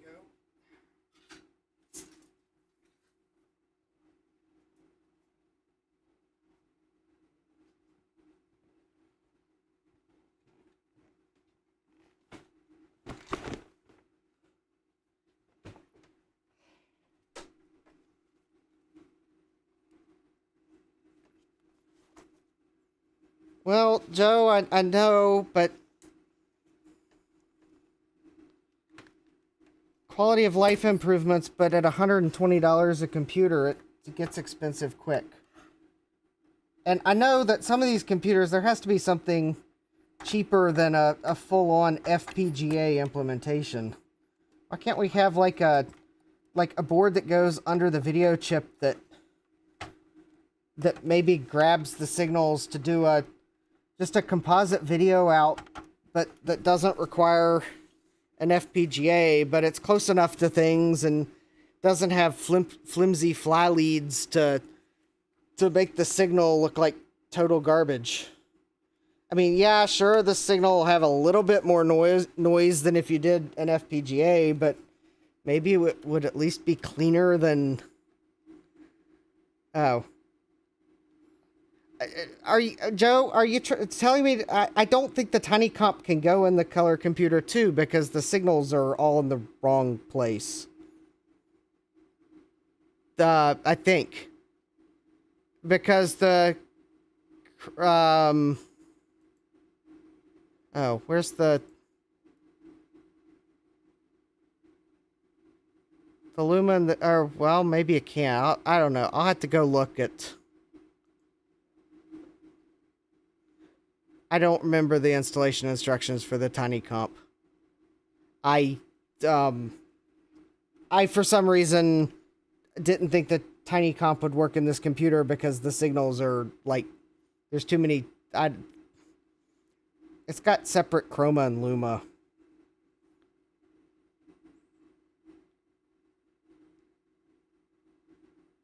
I could hardwire those fly leads and shield them, but it might be a bit of a chore. Yeah. Okay, well, let me at least see if maybe by chance... I don't know.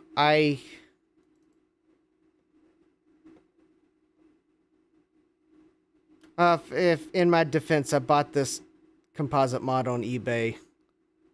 And you all know what I say about eBay.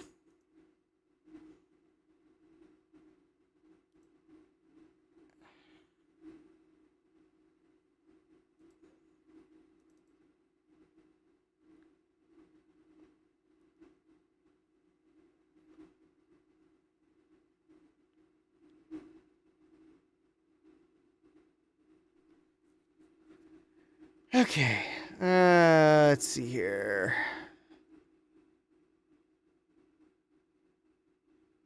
On channel 3. Share screen. Turn it on.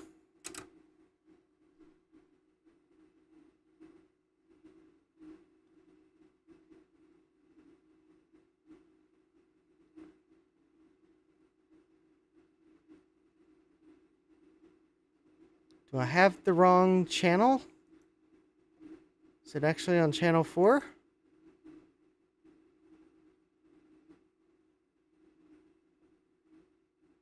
Nope, it's on channel 3.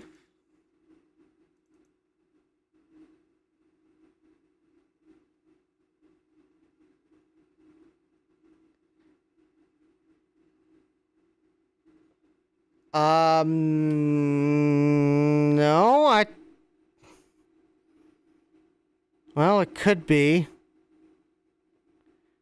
All right, settings.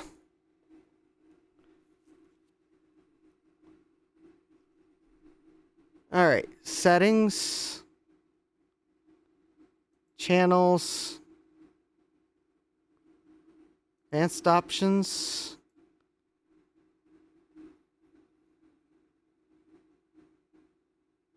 Okay, general.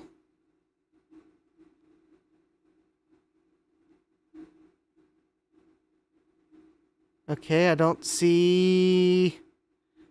Somewhere there's got to be a PAL NTSC setting. Adding quality. Devices. Tuner setup.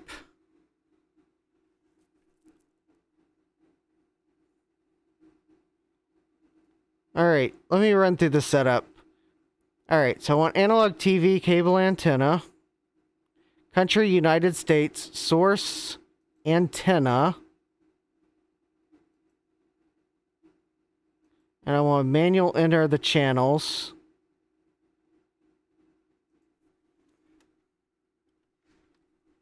Three.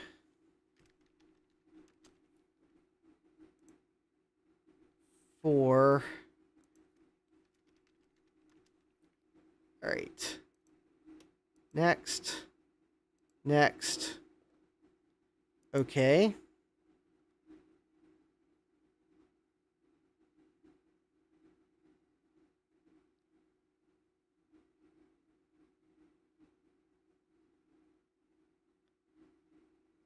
It's a Coco 2.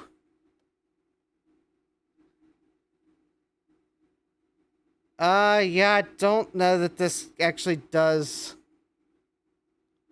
I don't really want to adjust the adjustment in the RF tuner because it shouldn't need adjusted. I haven't touched it.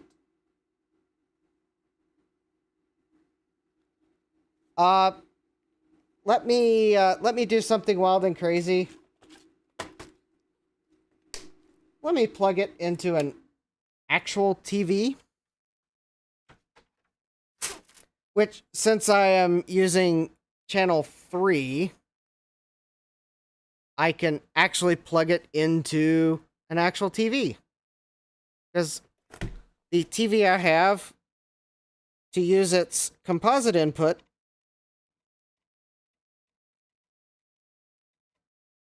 oh, wait a minute. I might have just found the actual source of the problem.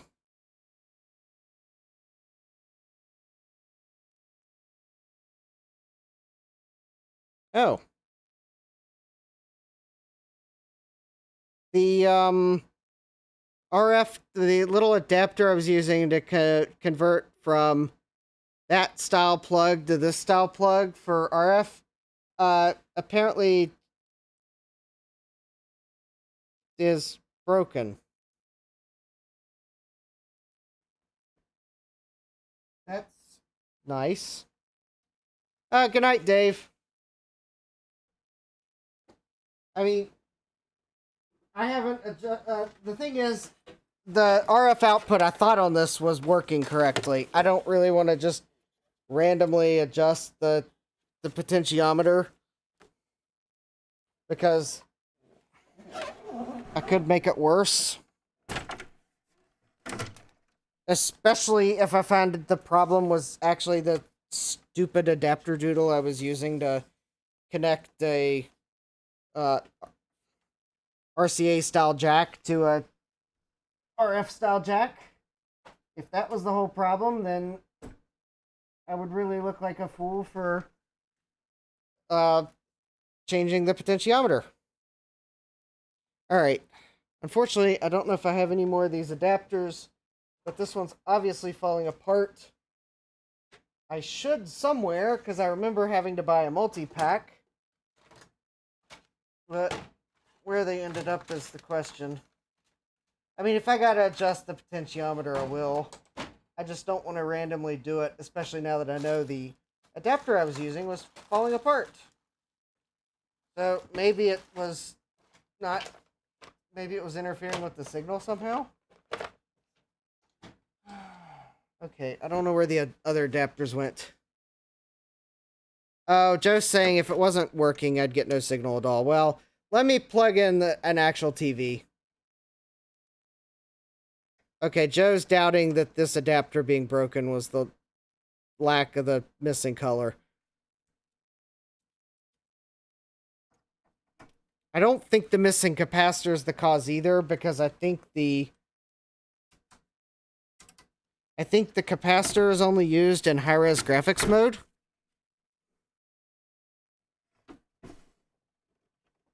Oh, did I turn that outlet on? No, I did not turn that outlet on.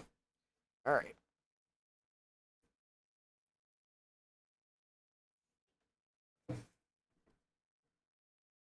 Okay, so I think the TV turned on.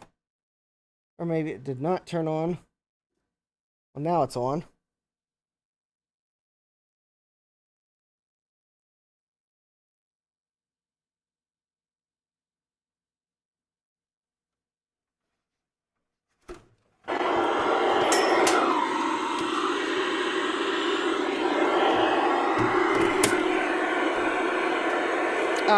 Reference adapter is broken.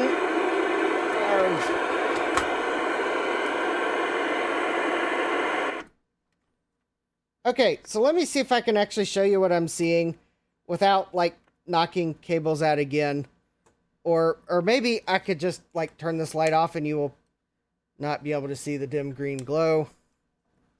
Anyways, I've got a color screen on this TV.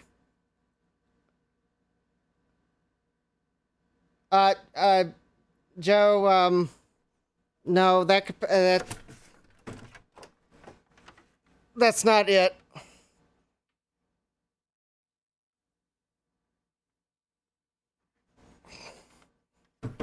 That circuit's only the high-res mode. The problem is apparently my hoppage box. Apparently I need to figure out how to fine-tune its tuner settings in RF RF mode. Okay, so apparently, and actually the embarrassing thing is the picture from RF looks better on this TV than my composite mod. All right, well, I'm going to do well, you all can't see what I'm doing if I... Arrgh.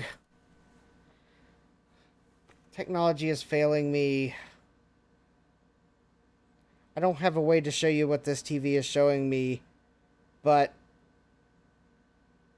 I don't want to put the composite mod back on because I'm just going to have to take it back off again to solder the capacitor in. You're just going to have to trust me. Sorry. I don't have a camera I can point at this and try capacitor values to see which one makes the yellow bar go away. I do need to plug the keyboard back in, so I got to turn the Coco 2 off.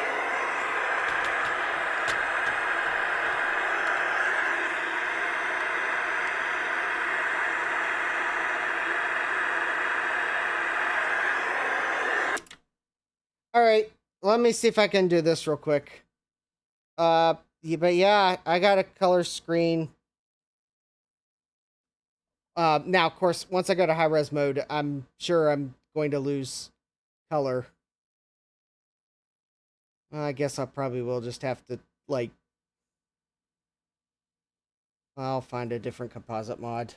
I'm probably not going to put that composite mod back in, because in its current iteration on this computer, it looks awful.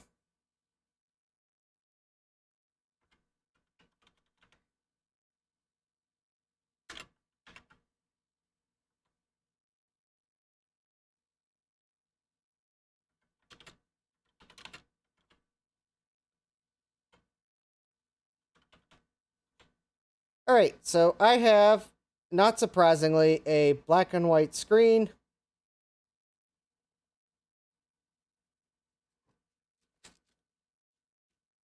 And no yellow bar.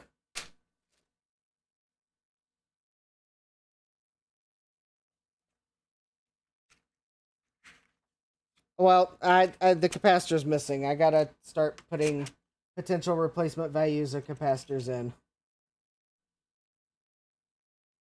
Alright, so let me put one in that I know is going to cause a yellow bar. Because I want to make sure that if I jam a capacitor in, that I really am going to see a yellow bar. This is the control.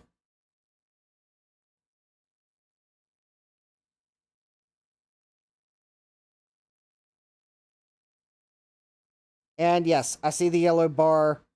Alright, so it's definitely there. Oh, is this a case of the input capture showing more of the screen than an actual TV will?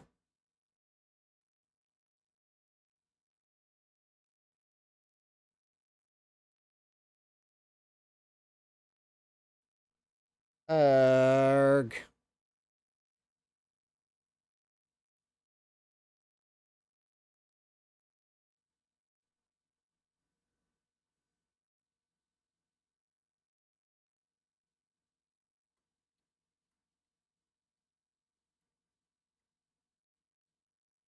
Okay, well, I found a capacitor that it doesn't show up with on an actual TV.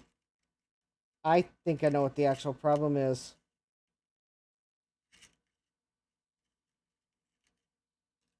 I think that 680 capacitor was actually correct. It's just the capture device shows more of the overscan area than an actual TV does.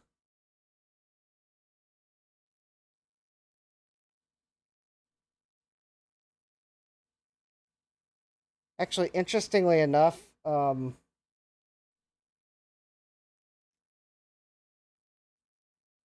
me jam the original capacitor back in, because then I should actually see the yellow bar on the screen.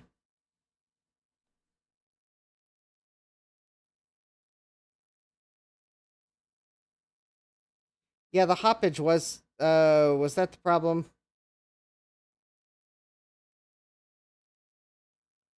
Okay, so if I put the original capacitor in, I can see it on the screen. If I put that capacitor that I was using back in, that was causing the yellow bar, Joe's saying it should never appear. So this was like the 650.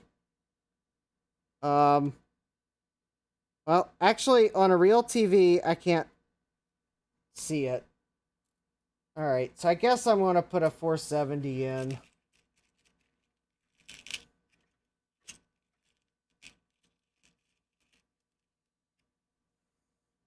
But the problem is with this program, while I can see that the yellow bar is gone, the one thing I can't confirm is the color burst on long enough for high-res graphics to actually show color? Which I guess the only way I'm going to find that out is to actually solder it in so I can plug this back into a capture device. I just tried a 470. Joe, my oscilloscope is hopelessly buried. I can't put an oscilloscope on it right now. I might have cleaned my workbench where I actively work, but I never said how I accomplished some of that cleaning. Was that I moved some things over off to the side, including like in front of the oscilloscope because I didn't have another place to put it. I haven't had a chance to clean that part of my desk yet. I might get to that on... Oh, what Dave's not streaming this Sunday. Well, I might get to it this Sunday. When and however I do it. Oh, you were... Okay, you were suggesting what someone would see if someone scoped it. Yeah, okay. Also, I don't recommend this capacitor assortment. It's like... It does not meet my usual standards of quality.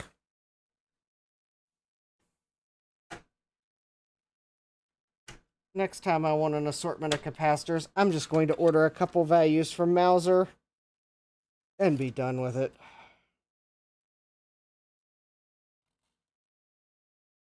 Something where I actually am buying capacitors and know what the rated tolerance is and not just getting an assortment of like here's lots of capacitors for you. You'll like it. There's lots of reviews. There's lots of positive reviews. You can see all these people that bought it. Never mind the fact that the brand of it makes it look like a well-known brand that you've heard of. But if you look at the spelling really closely, you'll realize it's actually not that brand.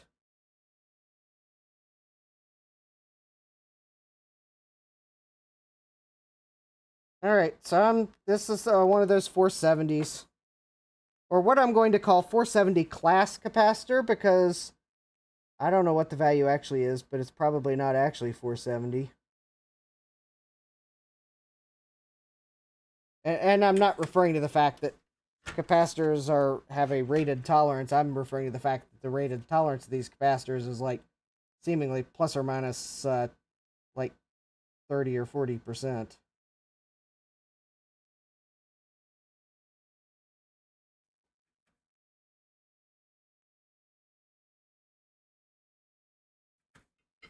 Okay.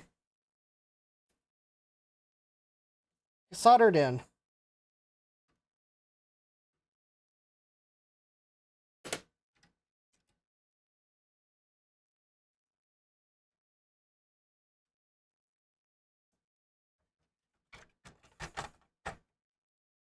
Too late, Jeremy. I already soldered it in. There's too much in.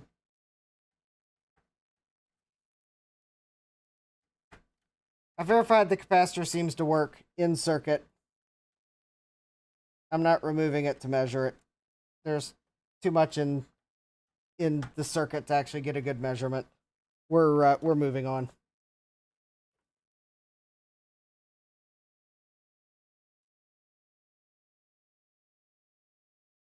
I could also put a couple of turned pin socket nubs in there to swap in caps quickly.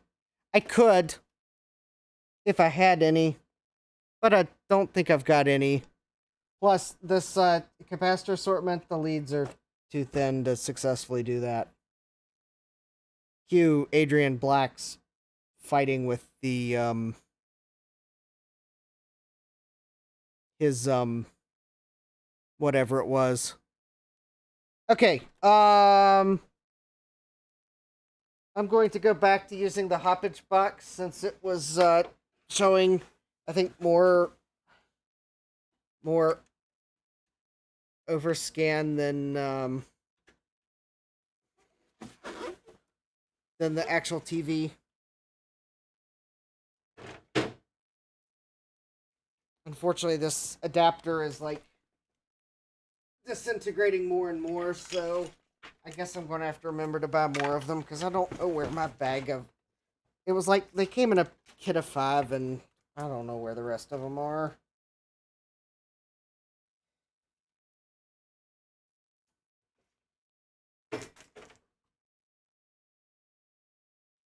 Oh well, no.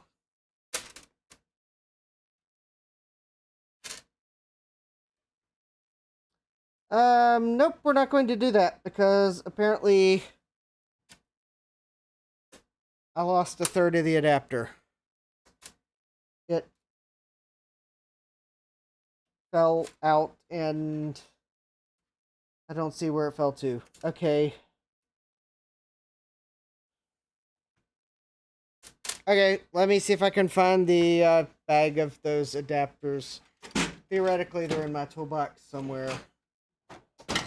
Because that's usually where I put things like that. It's just a matter of actually finding them.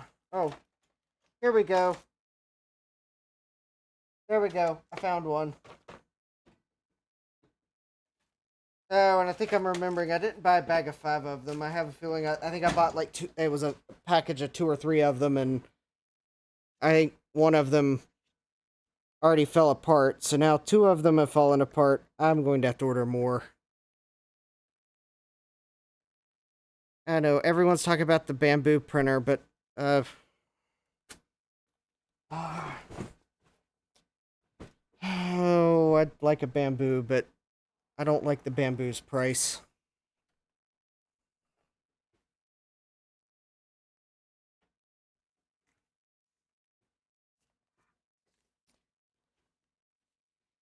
And I know they've got a new model coming out that's cheaper, but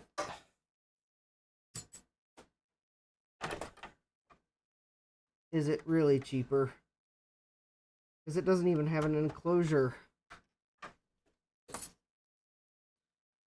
Plus, since I haven't pre-ordered it yet, I probably missed out on getting one of the early ones.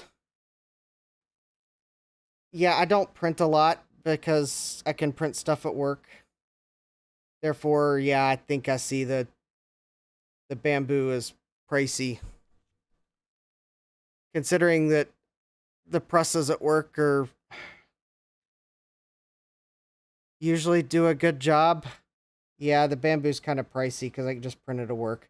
All right, let me make sure that it, well, okay.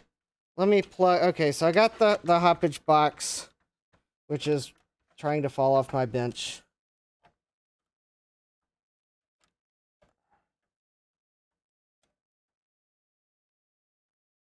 I'm really wanting to, I'm going to find a different composite mod for this Coco. All right.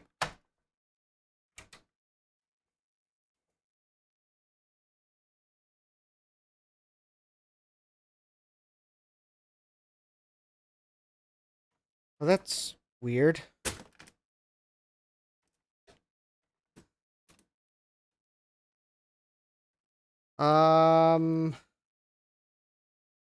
Did I turn it on? Oh. Hold on.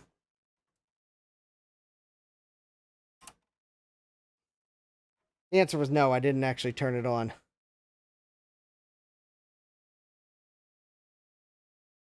Oh, that's right. This hoppage is not going to help me because it's like...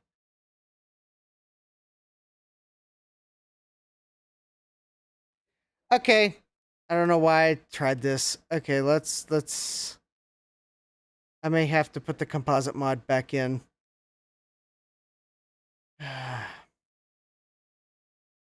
Monitor shape, 4x3.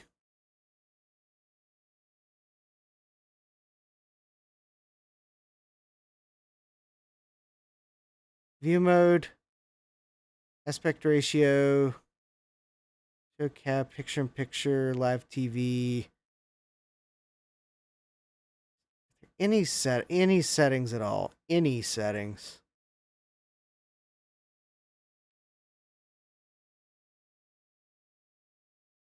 Alright, let me turn that off. I don't need that.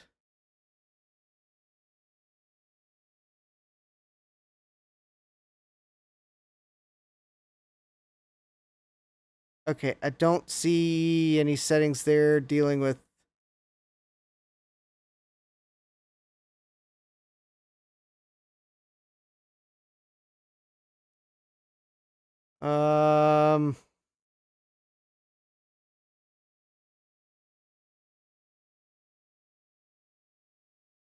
I don't know. That's not working. I don't have color at all.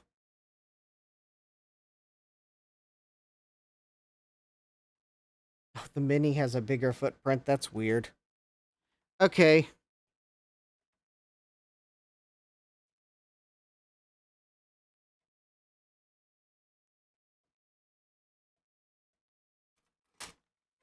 Well, I don't know. I don't print enough to justify getting a bamboo. I'll probably just continue using the presses at work.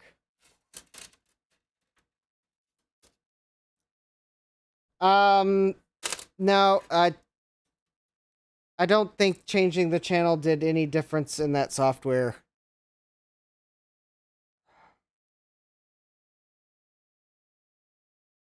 I'm not totally positive, though.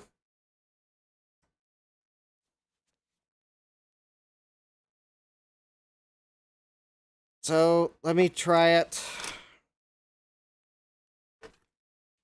Because I'm not happy with the composite mod, so I didn't really want to hook it up again.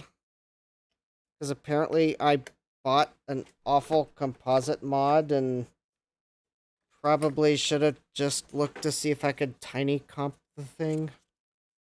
So apparently all I needed was a one tiny capacitor that I might even have from another project that's not a capacitor that came from this awful assortment I bought on Amazon.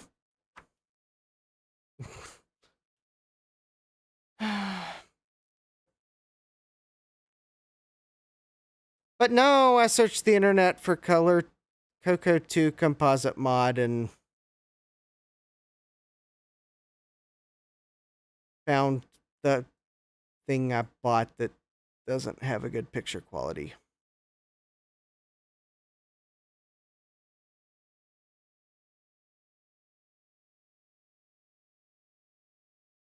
Okay.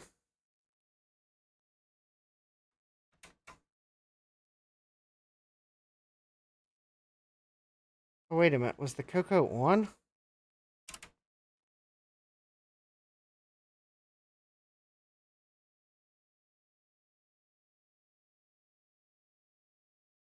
Well, apparently I have color on channel 4, but not on channel 3.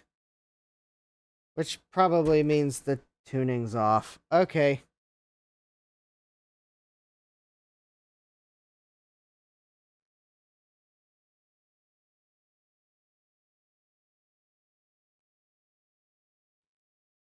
Okay. Well, we got to go to high-res color mode. That's the true test. And I forget what the program was that I was suggested use as high-res color mode. Remember, the color burst is generated by the 6847, but the 6847 does not support color in high-res mode. But Tandy figured out that if you send a color burst, you can get interference colors. So that's why there's the 555 circuit to generate the color burst in high-res color mode. I suspect my tuner box is not... I suspect the problem is my tuner box, not the RF modulator. I'll probably try Tiny Comp. I think I've got one somewhere. They're just a bit small, so... I just saw Chris's comment. I'd buy a bamboo, but I'd probably print three things on it, then run out of ideas. Yeah, that'd be my fear if I bought something that expensive is... Ah, Puyan. Okay. Well, if I can read the text. If you all are wondering, can I read the text? Because you can't. No, I can't either.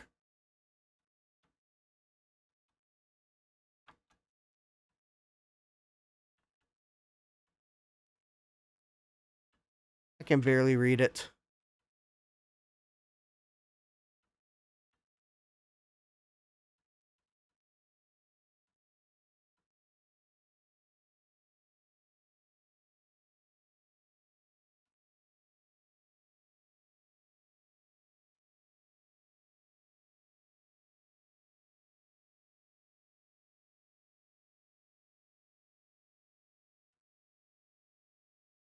That is like awful RF interference.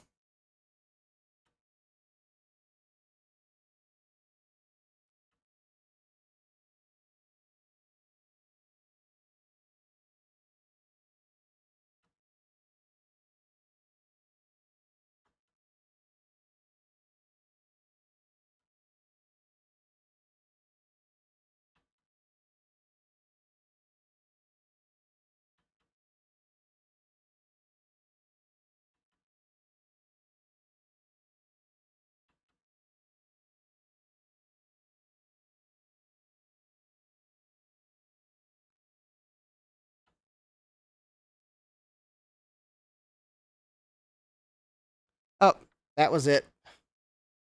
That's how bad the interference is. I couldn't read it. Okay, enter. Okay.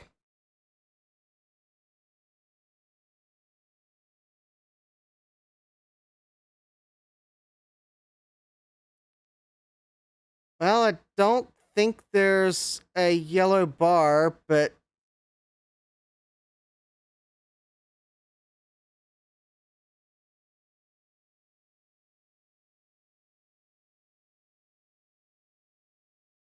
That is like some next level spazzing out of my tuner. All right, I think folks are suggesting that I try the TV to confirm. All right. Let me plug the TV in to confirm, cuz I can't that that tuner's okay, so I'm going to have to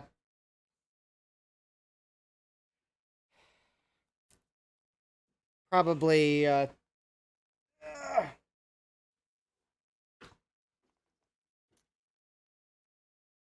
probably get a different tuner solution, because I think there's something wrong with the tuner on that one.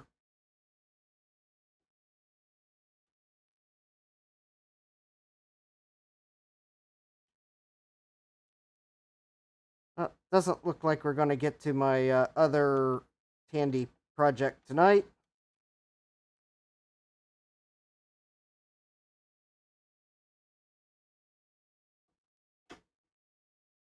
Okay. So the TV says, I mean, if I actually plug it into power.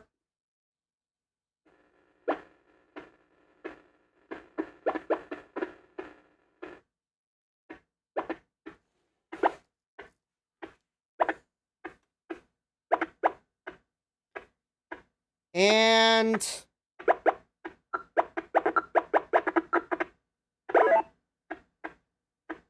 I do not have color on the TV. The capacitor is too small. There is no color burst.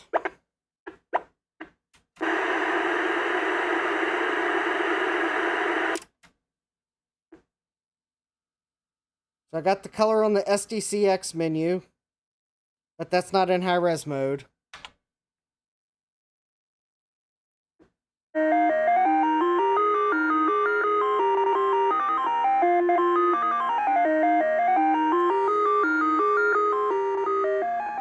Actually, I've got color now. I restarted it. Joe's saying 560 or 680 and just deal with the yellow bar. Yeah.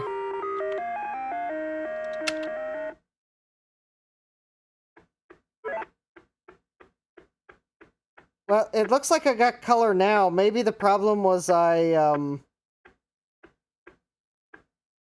swapped where the cable was going without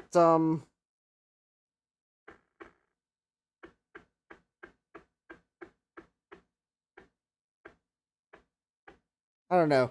I think the value is probably slightly too small. Yeah, I changed the TV to channel 4. I'm thinking that capacitor value might be just slightly too short. Slightly too small. Because I'm wondering if the color burst is maybe borderline. I could confirm it with an oscilloscope, but that would require me to attempt to find things where I'm not sure where they've landed. Hold, please. Okay, the chroma signal. Well, I mean, if I can, all right, let me see. I might be able to.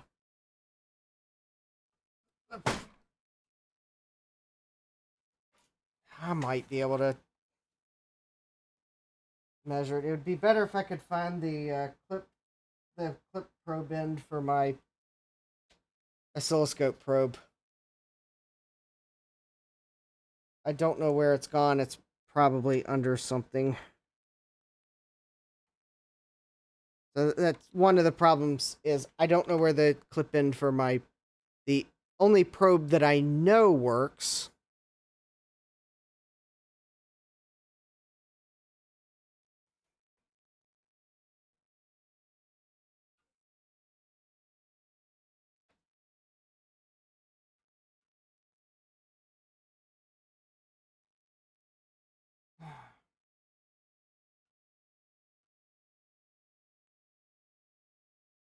Although somewhere I've got some Tektronix probes. All right, well,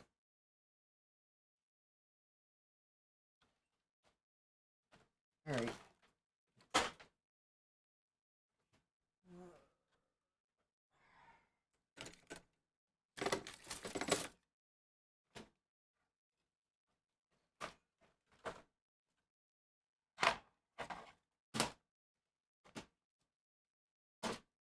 I get frustrated with my workbench because I am so busy sometimes. I don't have time to clean my workbench. So it like piles up in places and I have trouble.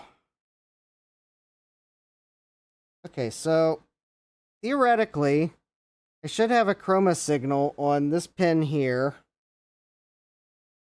And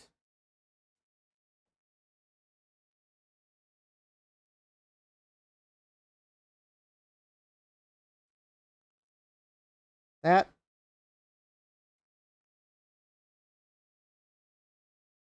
doesn't look right. Or do I want to actually look at the...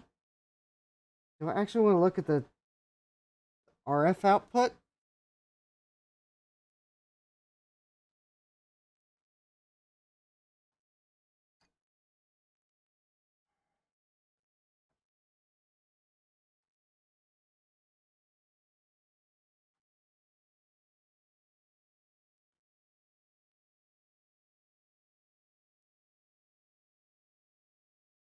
That doesn't look right. Okay.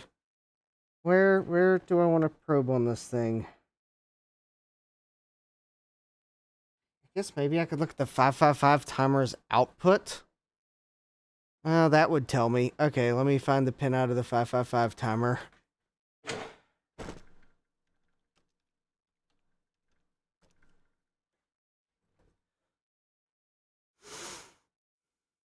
Because I do know it is quite well documented how long the color burst should be. So I guess if I can look at what the output of the 555 timer looks like. So I think that is going to be pin 3. 1, 2, 3.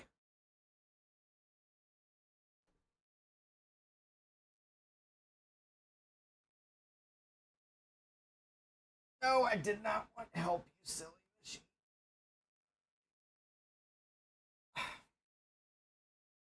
No, I don't want help. Exit, exit. I cannot find the exit button. Push help to exit. Well, I can't see the help button. I don't know which button I hit.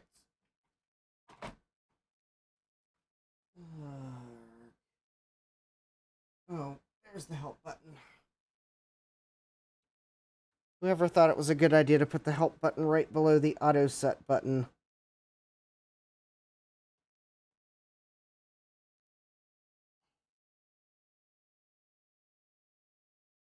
That doesn't look right.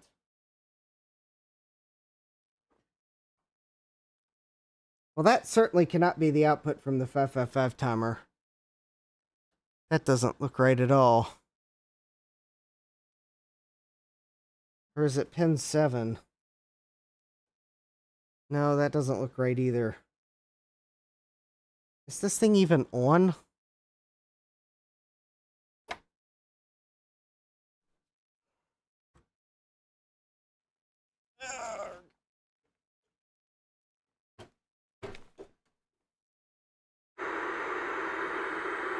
Oh. That was stupid.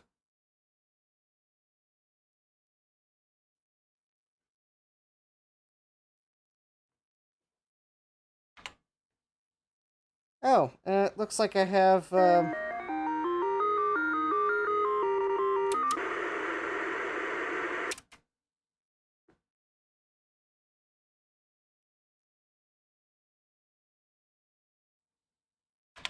didn't even have it on.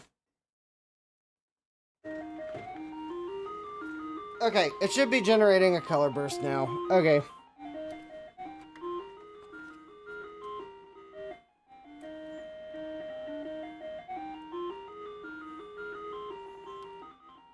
So this should be the chroma signal, especially after I hit auto set.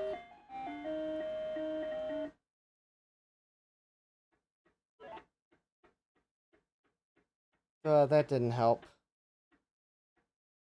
Okay, fine. I'll go for the 555 timer's output.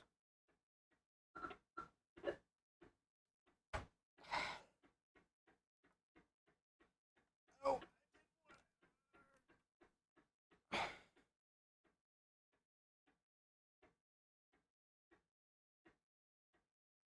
Well, that doesn't look right. And yes, my probe is grounded. I cannot see the chat.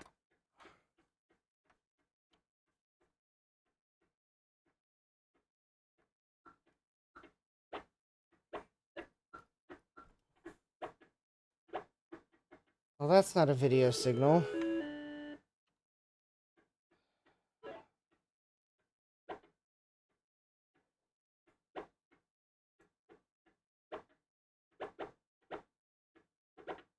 They're saying 8 to 12 cycles.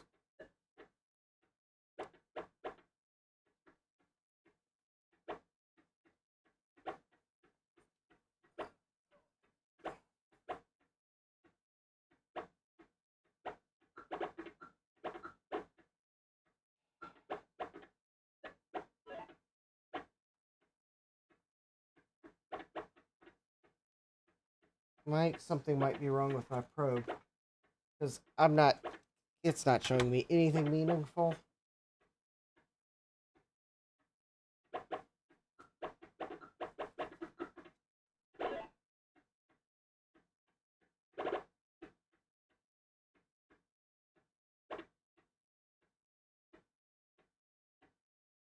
Should probably just break down and buy a...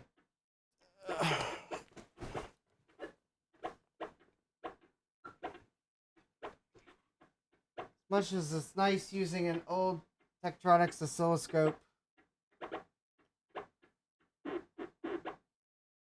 I'm getting tired of having to find Tektronix brand probes for it.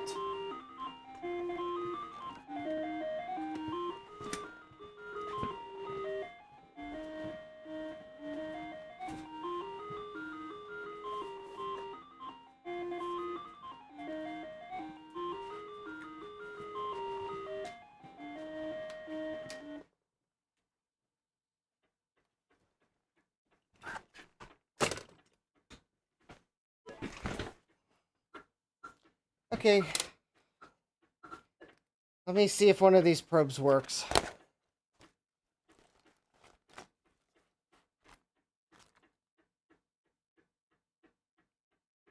Okay, well that probe's not going to work. It's missing parts.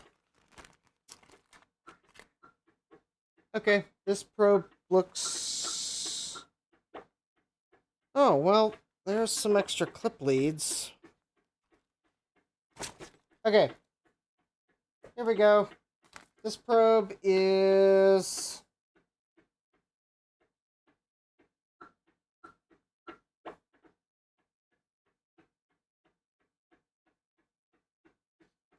Okay.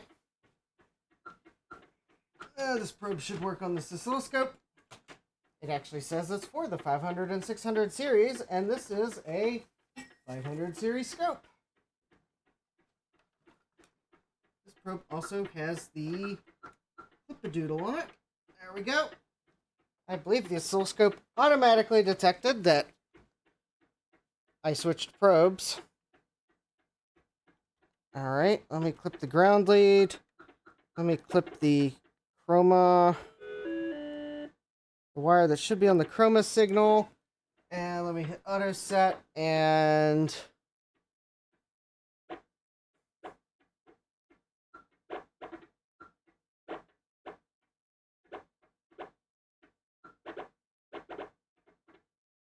Ouch, Joe.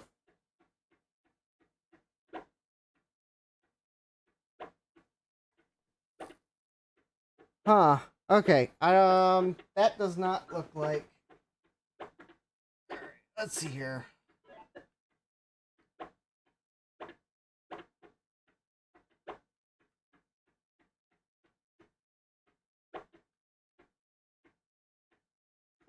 Horizontal scale. How about... 10, I don't know, 20 microseconds, 50 microseconds. That looks good. Okay.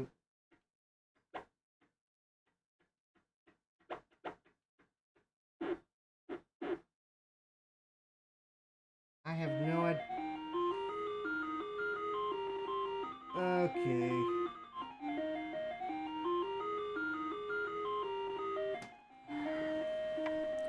Okay, let me... I don't know, my oscilloscope's showing weird stuff. Okay, let me hook to a... Oh, well, that, apparently the Coco did not like me connecting a lead to the 14.31818 oscillator. I think it it froze. That's nice.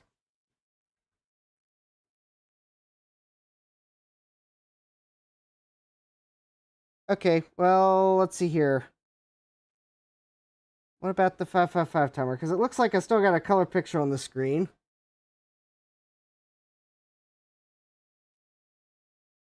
I don't know, I'm having trouble with my oscilloscope.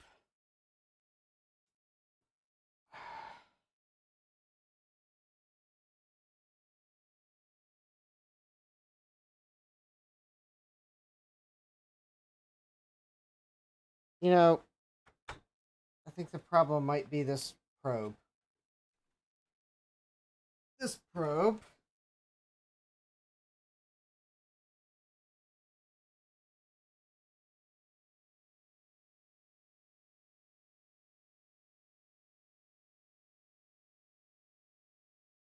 was a very expensive probe back in its days. However, I think it's completely overkill for what I'm trying to measure. Therefore, maybe I will just try plugging in this first probe again and hooking up to the... Alright, let me get one of these clippy doodles that's in the bag so I can put the clip lead back on this first probe here. Alright, let me ground it. Let me hook it to the clock, the oscillator, or the oscillator. Let me hit auto set. There we go. That's better. Good night, Joe. Okay, that's better.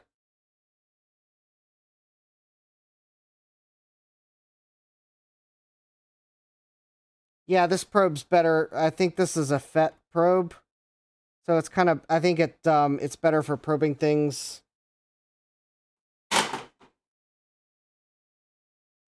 That was just a GoTech falling on a 286 motherboard.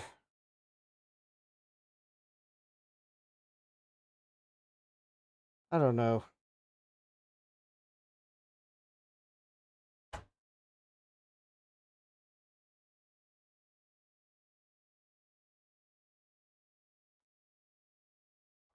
I thought that on the 555 timer, I should be able to see it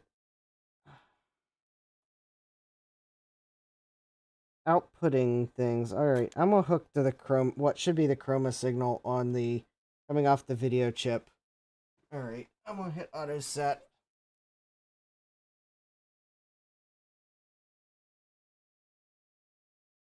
And then I'm going to change the horizontal scale because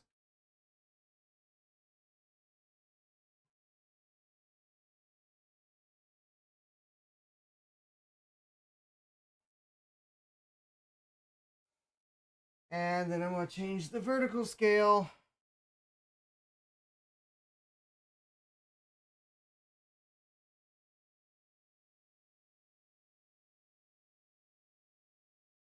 I am having that.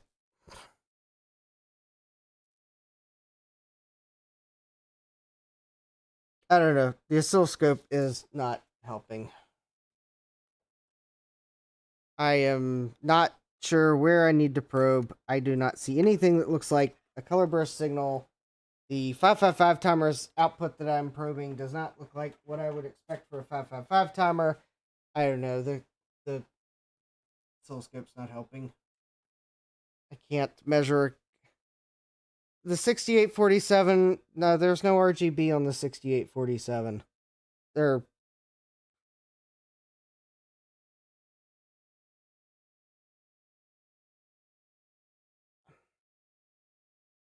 I don't know. We're coming up on midnight, and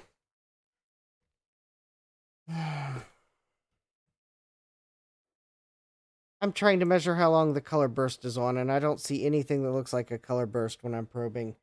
I don't know. It could be the...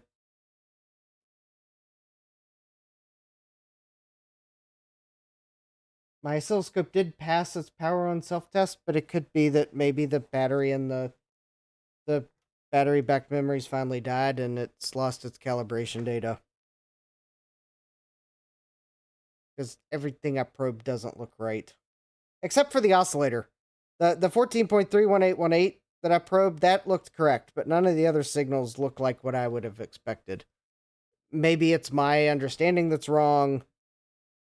Something didn't look right.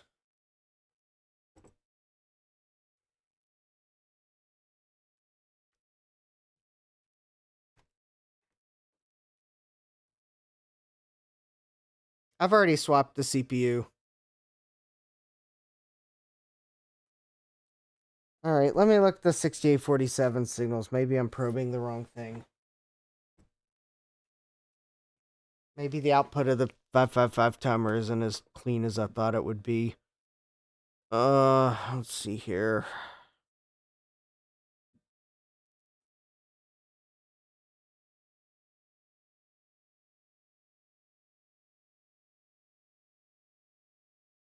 I'm going to have to look at... Okay, I'm going to have to look at the map of the pinout.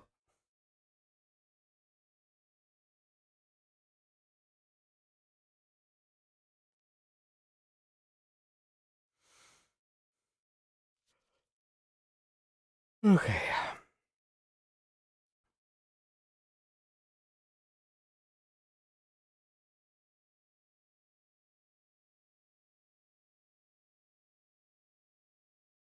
Alright, I'm trying to figure out...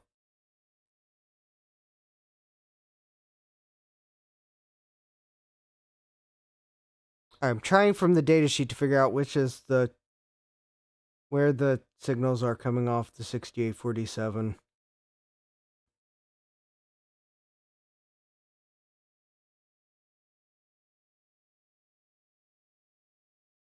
I specifically want to see the output from whatever pin the color burst is going to come out of.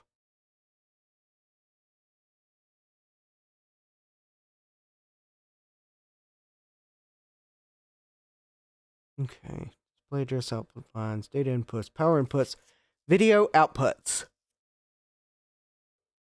Okay. 4 analog outputs are used to transfer luminance color information to a standard NTSC color television receiver, either via the RF modulator or via drivers directly into Y, phase A, phase B, television video inputs. See figures 10, 11, and 12. Luminance is Y. This output contains composite sync, blanking, and 4 levels of video luminance. Phase A, this 3-level analog output is used in combination with phase B and Y to specify one of 8 colors. Alright. Phase B, 1 analog level is used to specify the time of the color burst reference signal. Okay. So I think I need to try to put the oscilloscope on phase B, maybe? Let me look at the diagram. Okay.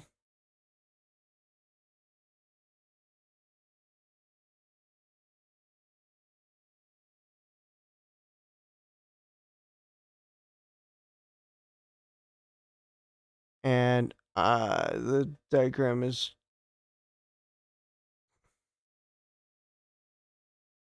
not making any sense to me because I'm not a television expert. Unfortunately, I think it's because it's the signals that go into the RF modulator. Because there's a chip in the RF modulator that I think takes these signals and turns it into something I might Oh, maybe that's why it's not looking like I thought it should. It's because it's the chip in the RF modulator that actually is going to make all these signals make sense to a television. I don't know.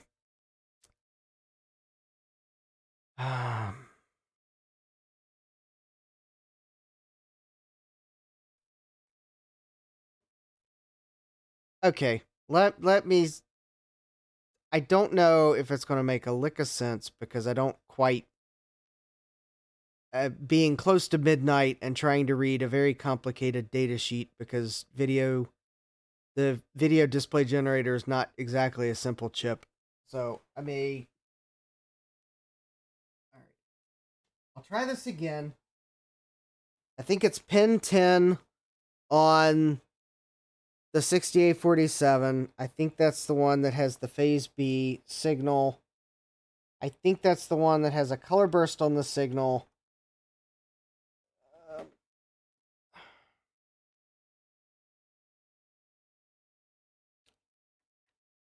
Let me see if I can actually get the clip around the pin.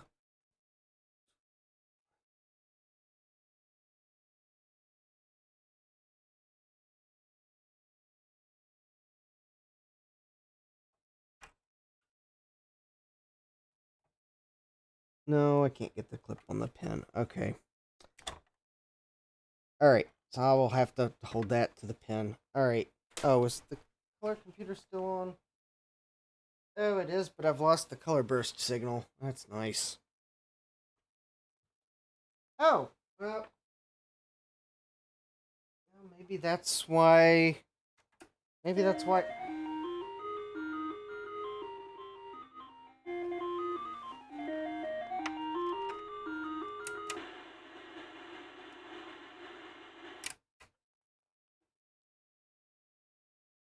Oh, well.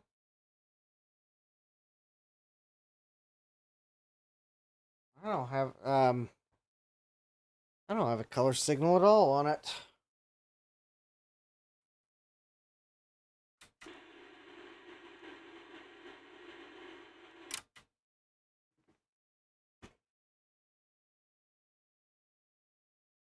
Well, maybe that's why maybe that's why the oscilloscope signal wasn't showing me what I expected, is because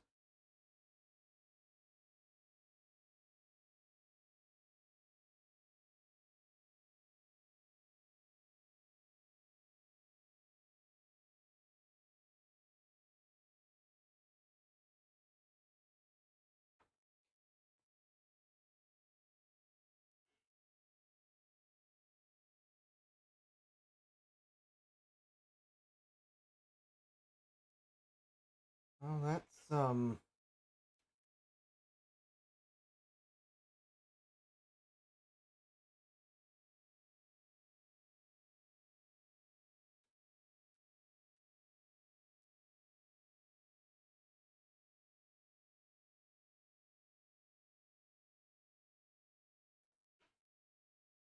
okay, so that's the phase B output on the graphics chip. Unfortunately, I don't there's no color burst at all right now. The TV's black and white. So I think that capacitor's the wrong value or something.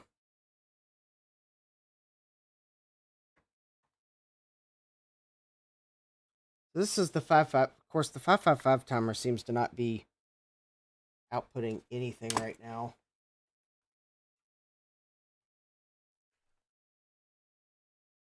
Yeah, maybe the I don't know. Okay, I think I'm just gonna have to like TV. Yeah, the TV lost burst. Okay, I think I'm gonna put the 680 back in, and I guess I'm just gonna have to deal with the color burst because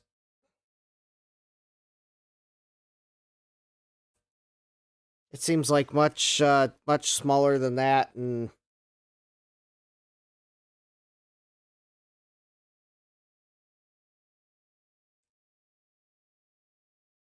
much smaller than that, and it's not stable enough. Okay. I've got more. I've got another 555 timer. I'm gonna put the 680 back in because it seems to be the best balance between stability and not like an excessive amount of yellow bar. Although I guess while I wait for the soldering stuff to warm back up, because I did turn it off while I was troubleshooting. Let me see if I can find the tube of 555 timers, which I think is... I think I left those on my workbench, maybe. Although then again, since it seems as if I... Oh, nope, that's the 6809 that I was going to keep with the Cocoa. As well, I did clean my workbench off on Dave's stream. I think I did at least leave the tube of 555 timers, like, somewhere around here.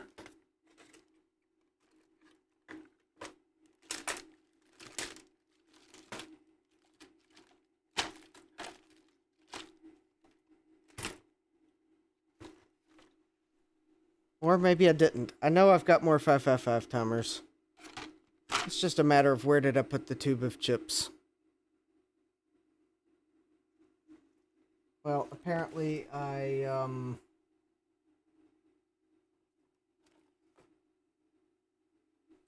apparently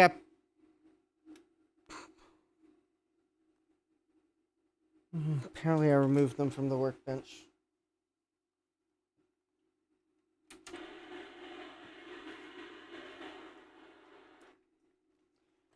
Alright. Let me see while that finishes warming up if I can find it. 555 timers.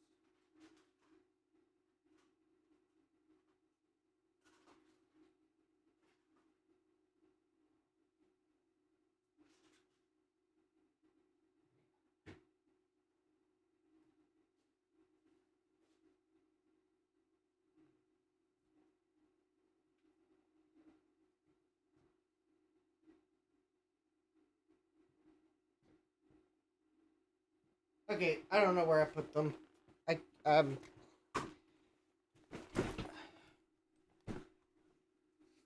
It's...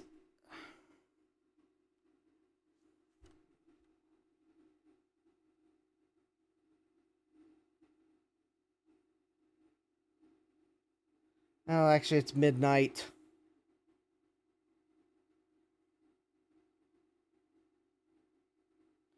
Okay. Here's what I'm going to do. And yes, the Cocoa is off. I'm going to put this 680 one back in. And I'm going to close out Tandy with the compromise of a smaller yellow bar that at least is not... I think it's at least small enough that it's not in the...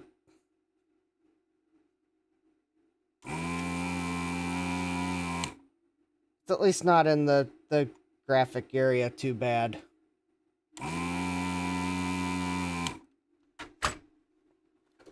And then what I'm going to do is I'm going to order replacements for all of the components in the 555 timer circuit. So that would include the other ceramic caps, the resistors, and even the germanium diode.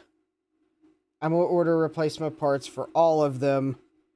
And then sometime, not for Tandy, but in a future live stream, I am just going to replace all of the components in the 555 timer circuit one by one until I figure out whichever one is actually out of spec enough to cause the yellow bar to appear.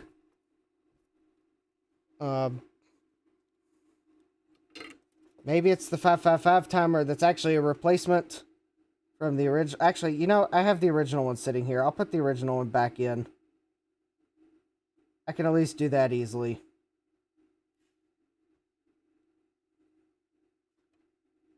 If that doesn't fix it, then I'll just be prepared at some point in the future to have all of the components in this circuit. I will make sure I have spares. I may not have to order them all. I may have some on hand. I just don't know necessarily where all of those parts are.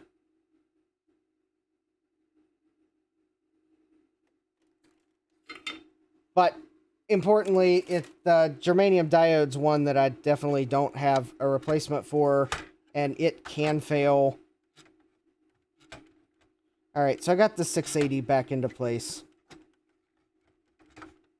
So yeah, my upgrade, the CPU upgrade worked. So this isn't a complete failure tonight. It's just, I can't get rid of the yellow bar. It's not supposed to be there, but I can't get rid of it. Something's not in spec. And it looks like it might be something that I don't have a replacement on hand for. It may very well be that diode. Maybe it could be one of the resistors. It may be the 555 timer that I put in last week. I might have accidentally killed it. Granted, I don't think the original one was bad from what I'm seeing. So let me just pop the original one back in. Luckily, I put a socket in. Okay. So that's the replacement. Here's the original 555 timer.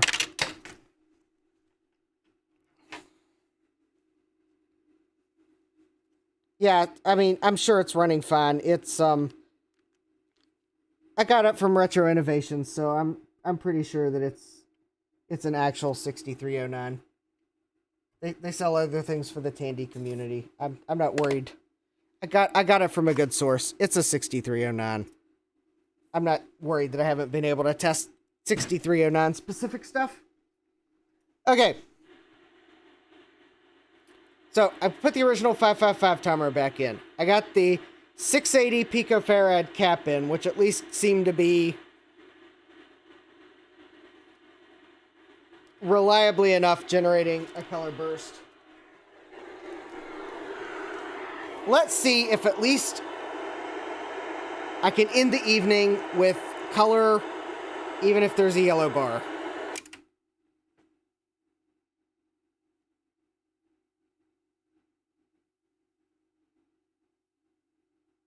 No.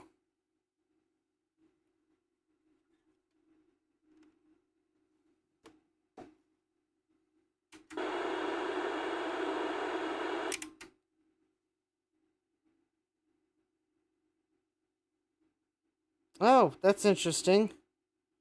Okay, I have color now, but it's, I got garbage on the screen.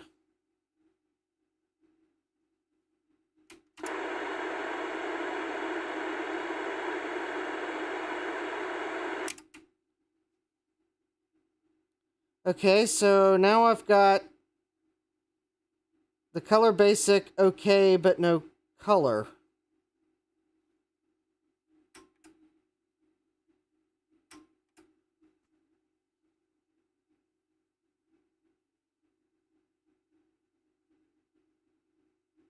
Yeah, it's like I've lost color.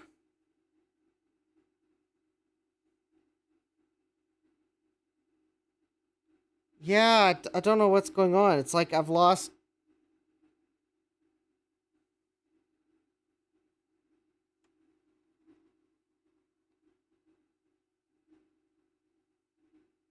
It's like I've completely lost the color burst even in text mode. Or...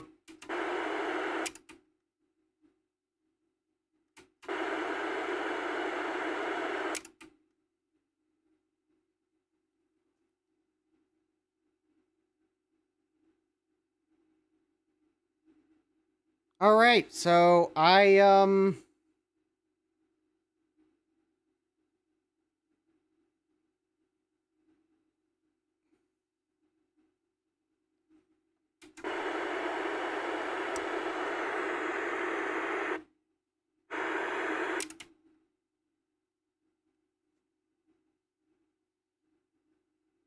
okay, I just changed it to channel 3.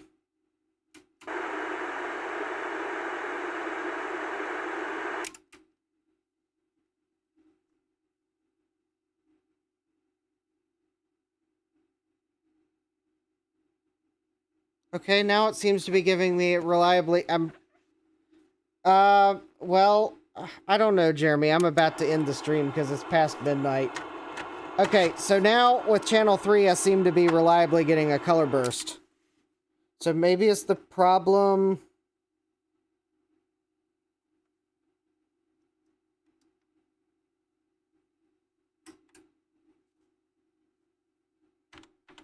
How do you get the, Why did I get... Okay, oh, I unplugged the SD card by accident. There we go. I don't know what's going on.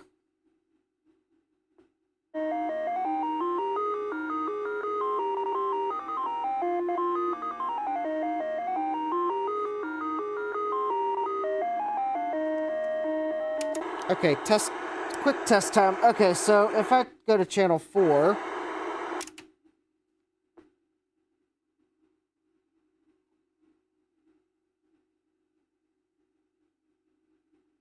I don't have a color Oh, you know, I think okay.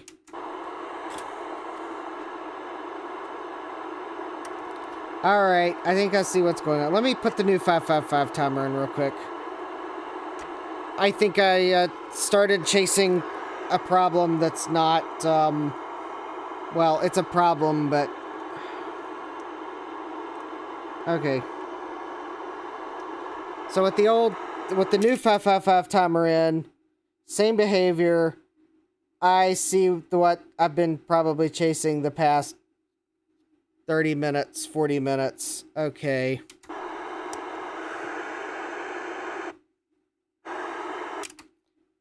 Apparently with this TV...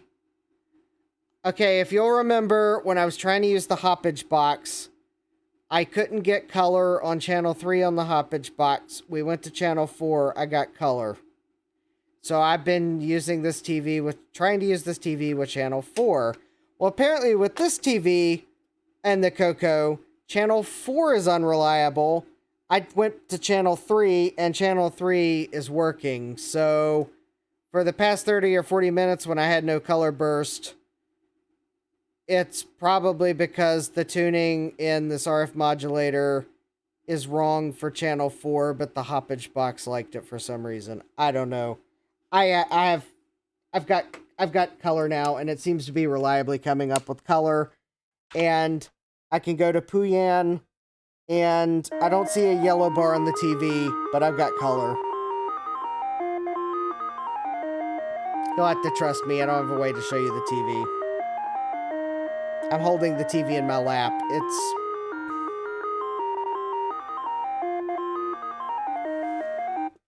So, apparently for the past 40 minutes, I've been chasing a false problem. Alright, so, it looks like, at least if I plug it into a TV, I don't have a yellow bar. The 6309 works great. The composite mod, I haven't reinstalled it, but I'm going to see if I can't find a better one that doesn't involve thin, flimsy, unshielded wires, so that maybe I have a slightly better output. And yeah. So I guess if my goal tonight was to button the Coco 2 back up, well, I kind of failed because I'm still not done with it. But I guess at least, though, if my goal was to get rid of the yellow bar, it does seem as if I got rid of the yellow bar on a TV screen. The capture input might be a different story, but maybe it's showing more the, it might be showing parts of the screen you'd never see on screen. So I may just have to settle for, as long as the yellow bar is not in the actual graphics area, because it was actually that far into it at one point, I'll be happy. If you don't see it on an actual CRT TV, and it's not in the playable area on the digital capture device, fine. I'll settle for that. Or I'll buy a better 680 picofarad cap. So yeah, I've got some successes. But I'm not done with the Tandy, but Tandy's over, so yeah, hoppage used to be good stuff, but, well, the flimsy wires on this is just not cool. Maybe I can get some better wires for this. Maybe I might be able to find a way to shield this. I don't know. I'm gonna put a different composite mod in it. Maybe I'll see what I need for a tiny comp. Joe said I could tie the chroma and luma together with like a 10 nanofarad cap. So maybe I'll just tiny comp it. Although that doesn't help with audio, but that at least gives me video. That's why I didn't use a tiny comp, is because the tiny comp would only give me composite video out, and I still needed a way to get the audio out. So that's why I didn't use a tiny comp. Anyways, I guess at least though the 6309 works, and I've done at least some in fixing the yellow bar. I still got to sort out a composite mod. I don't know. There was a composite mod I saw online that maybe I'd like to try. I think it was one that actually replaced the RF modulator. Unfortunately, though, it doesn't look like it's available. Maybe I'll just Jeremy's telling me that AC did a mod using the original RF modulator. I don't know. I'll figure it out. It's kind of one of those. I didn't realize. I don't know. The internet misled me. I searched for composite mod and for some reason didn't find that video. I wish I had. Anyways, yeah, I guess the Color Computer 2 is what it's going to be for the next little while, because I got plenty of other things to work on until I can get back to the Color Computer 2. So, yeah, so next Tuesday, I'm going to be looking at some firsts.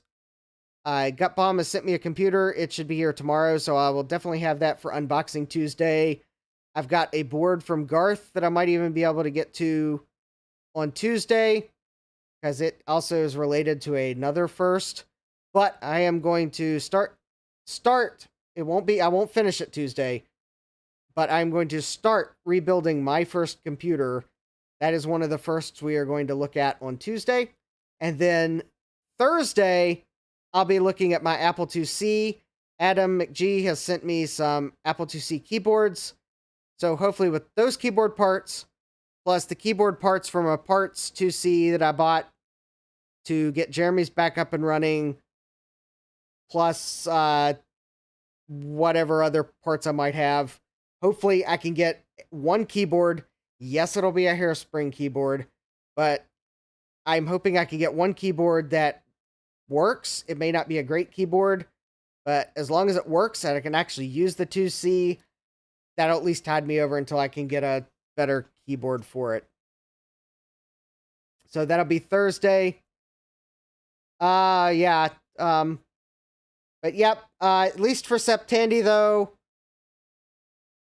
I guess though, if I look at the Tandy successes, I did get the Tandy 1400. I mean, it just worked. That was great. We got the XTIDE in it. We could boot from a compact flash card. So I guess we had that. Color Computer 2. I guess I'm on the road to success here. Unfortunately, we did not get to the final Tandy surprise. Although maybe I guess I could be convinced maybe I might, I don't know. Maybe I might convince myself to do a short stream sometime Saturday so we can look at the one last Tandy thing I got. As you might know, I had implied that I had another chip that I received that also was 40 pins for another Tandy. So this might be a clue. No, I'm not referring to the 1400 that I looked at, I guess, last week. But yeah, maybe I may do a short... Tandy. Okay, we cannot keep cramming Tandy into more money. I gotta... if I do a Tandy stream in October, it's just going to be a Tandy stream in October. But maybe Saturday, I might convince myself. Maybe I'll do a off-cycle stream. I don't know. Maybe Saturday afternoon after John does his stream. Yeah, I know. Yeah, I know. Nothing says I have to get it done in September. Just cheat and still use the hashtag. Well, I mean, I would like to look at this bonus Tandy that I got because it does have parts rattling around in it. So, okay. I won't feel, if I don't get to it in September, I'm not going to feel totally bad. I can always look at it in October. But if you see me schedule a stream Saturday afternoon, I'm not going to stream. Famous last words, I'm not going to stream for 4 hours. My intention won't be a 4-hour stream. My intention will be to stream long enough to take a look at this one last Tandy that I got. Yeah, unfortunately, Rudy, this stream's over. So, well, I'll look at my schedule on Saturday. I do have some things I need to do around the house, but maybe I might find a little bit of time to look at this one last Tandy before the month's over. No promises. I'll have to look at my calendar, though. But anyways, smash that like button, subscribe, and turn on notifications so you know when I go live. And oh yeah, my throat's dry. Need to go get water. Yeah. Rudy says Tandy in October is a Tandy do-over. That's a good one, Rudy. Anyways, yeah, my throat is telling me I need water, so I'm going to take that as a hint that, yep, subscribe, turn on notifications, smash the like button, comment, come up with all the funny month names that have Tandy or Radio Shack in them somehow. Comment engagement that way is good. And with that, let's see here. I got my finger on the correct button. So anyways, take care. Have a great rest of your evening. I hope to see you next time, and God bless. Computerized Start is brought to you by my awesome patrons on Patreon and by your tips and memberships on Ko-fi. These and other channel supporters make my live streams possible. You too can become a channel supporter with tiers starting at just $1. Don't forget to smash that like button. And if you've liked what you've seen, subscribe and turn on notifications so that you don't miss the next video or live stream. And as always, thank you for all your support. I hope to see you next time. And until then, take care.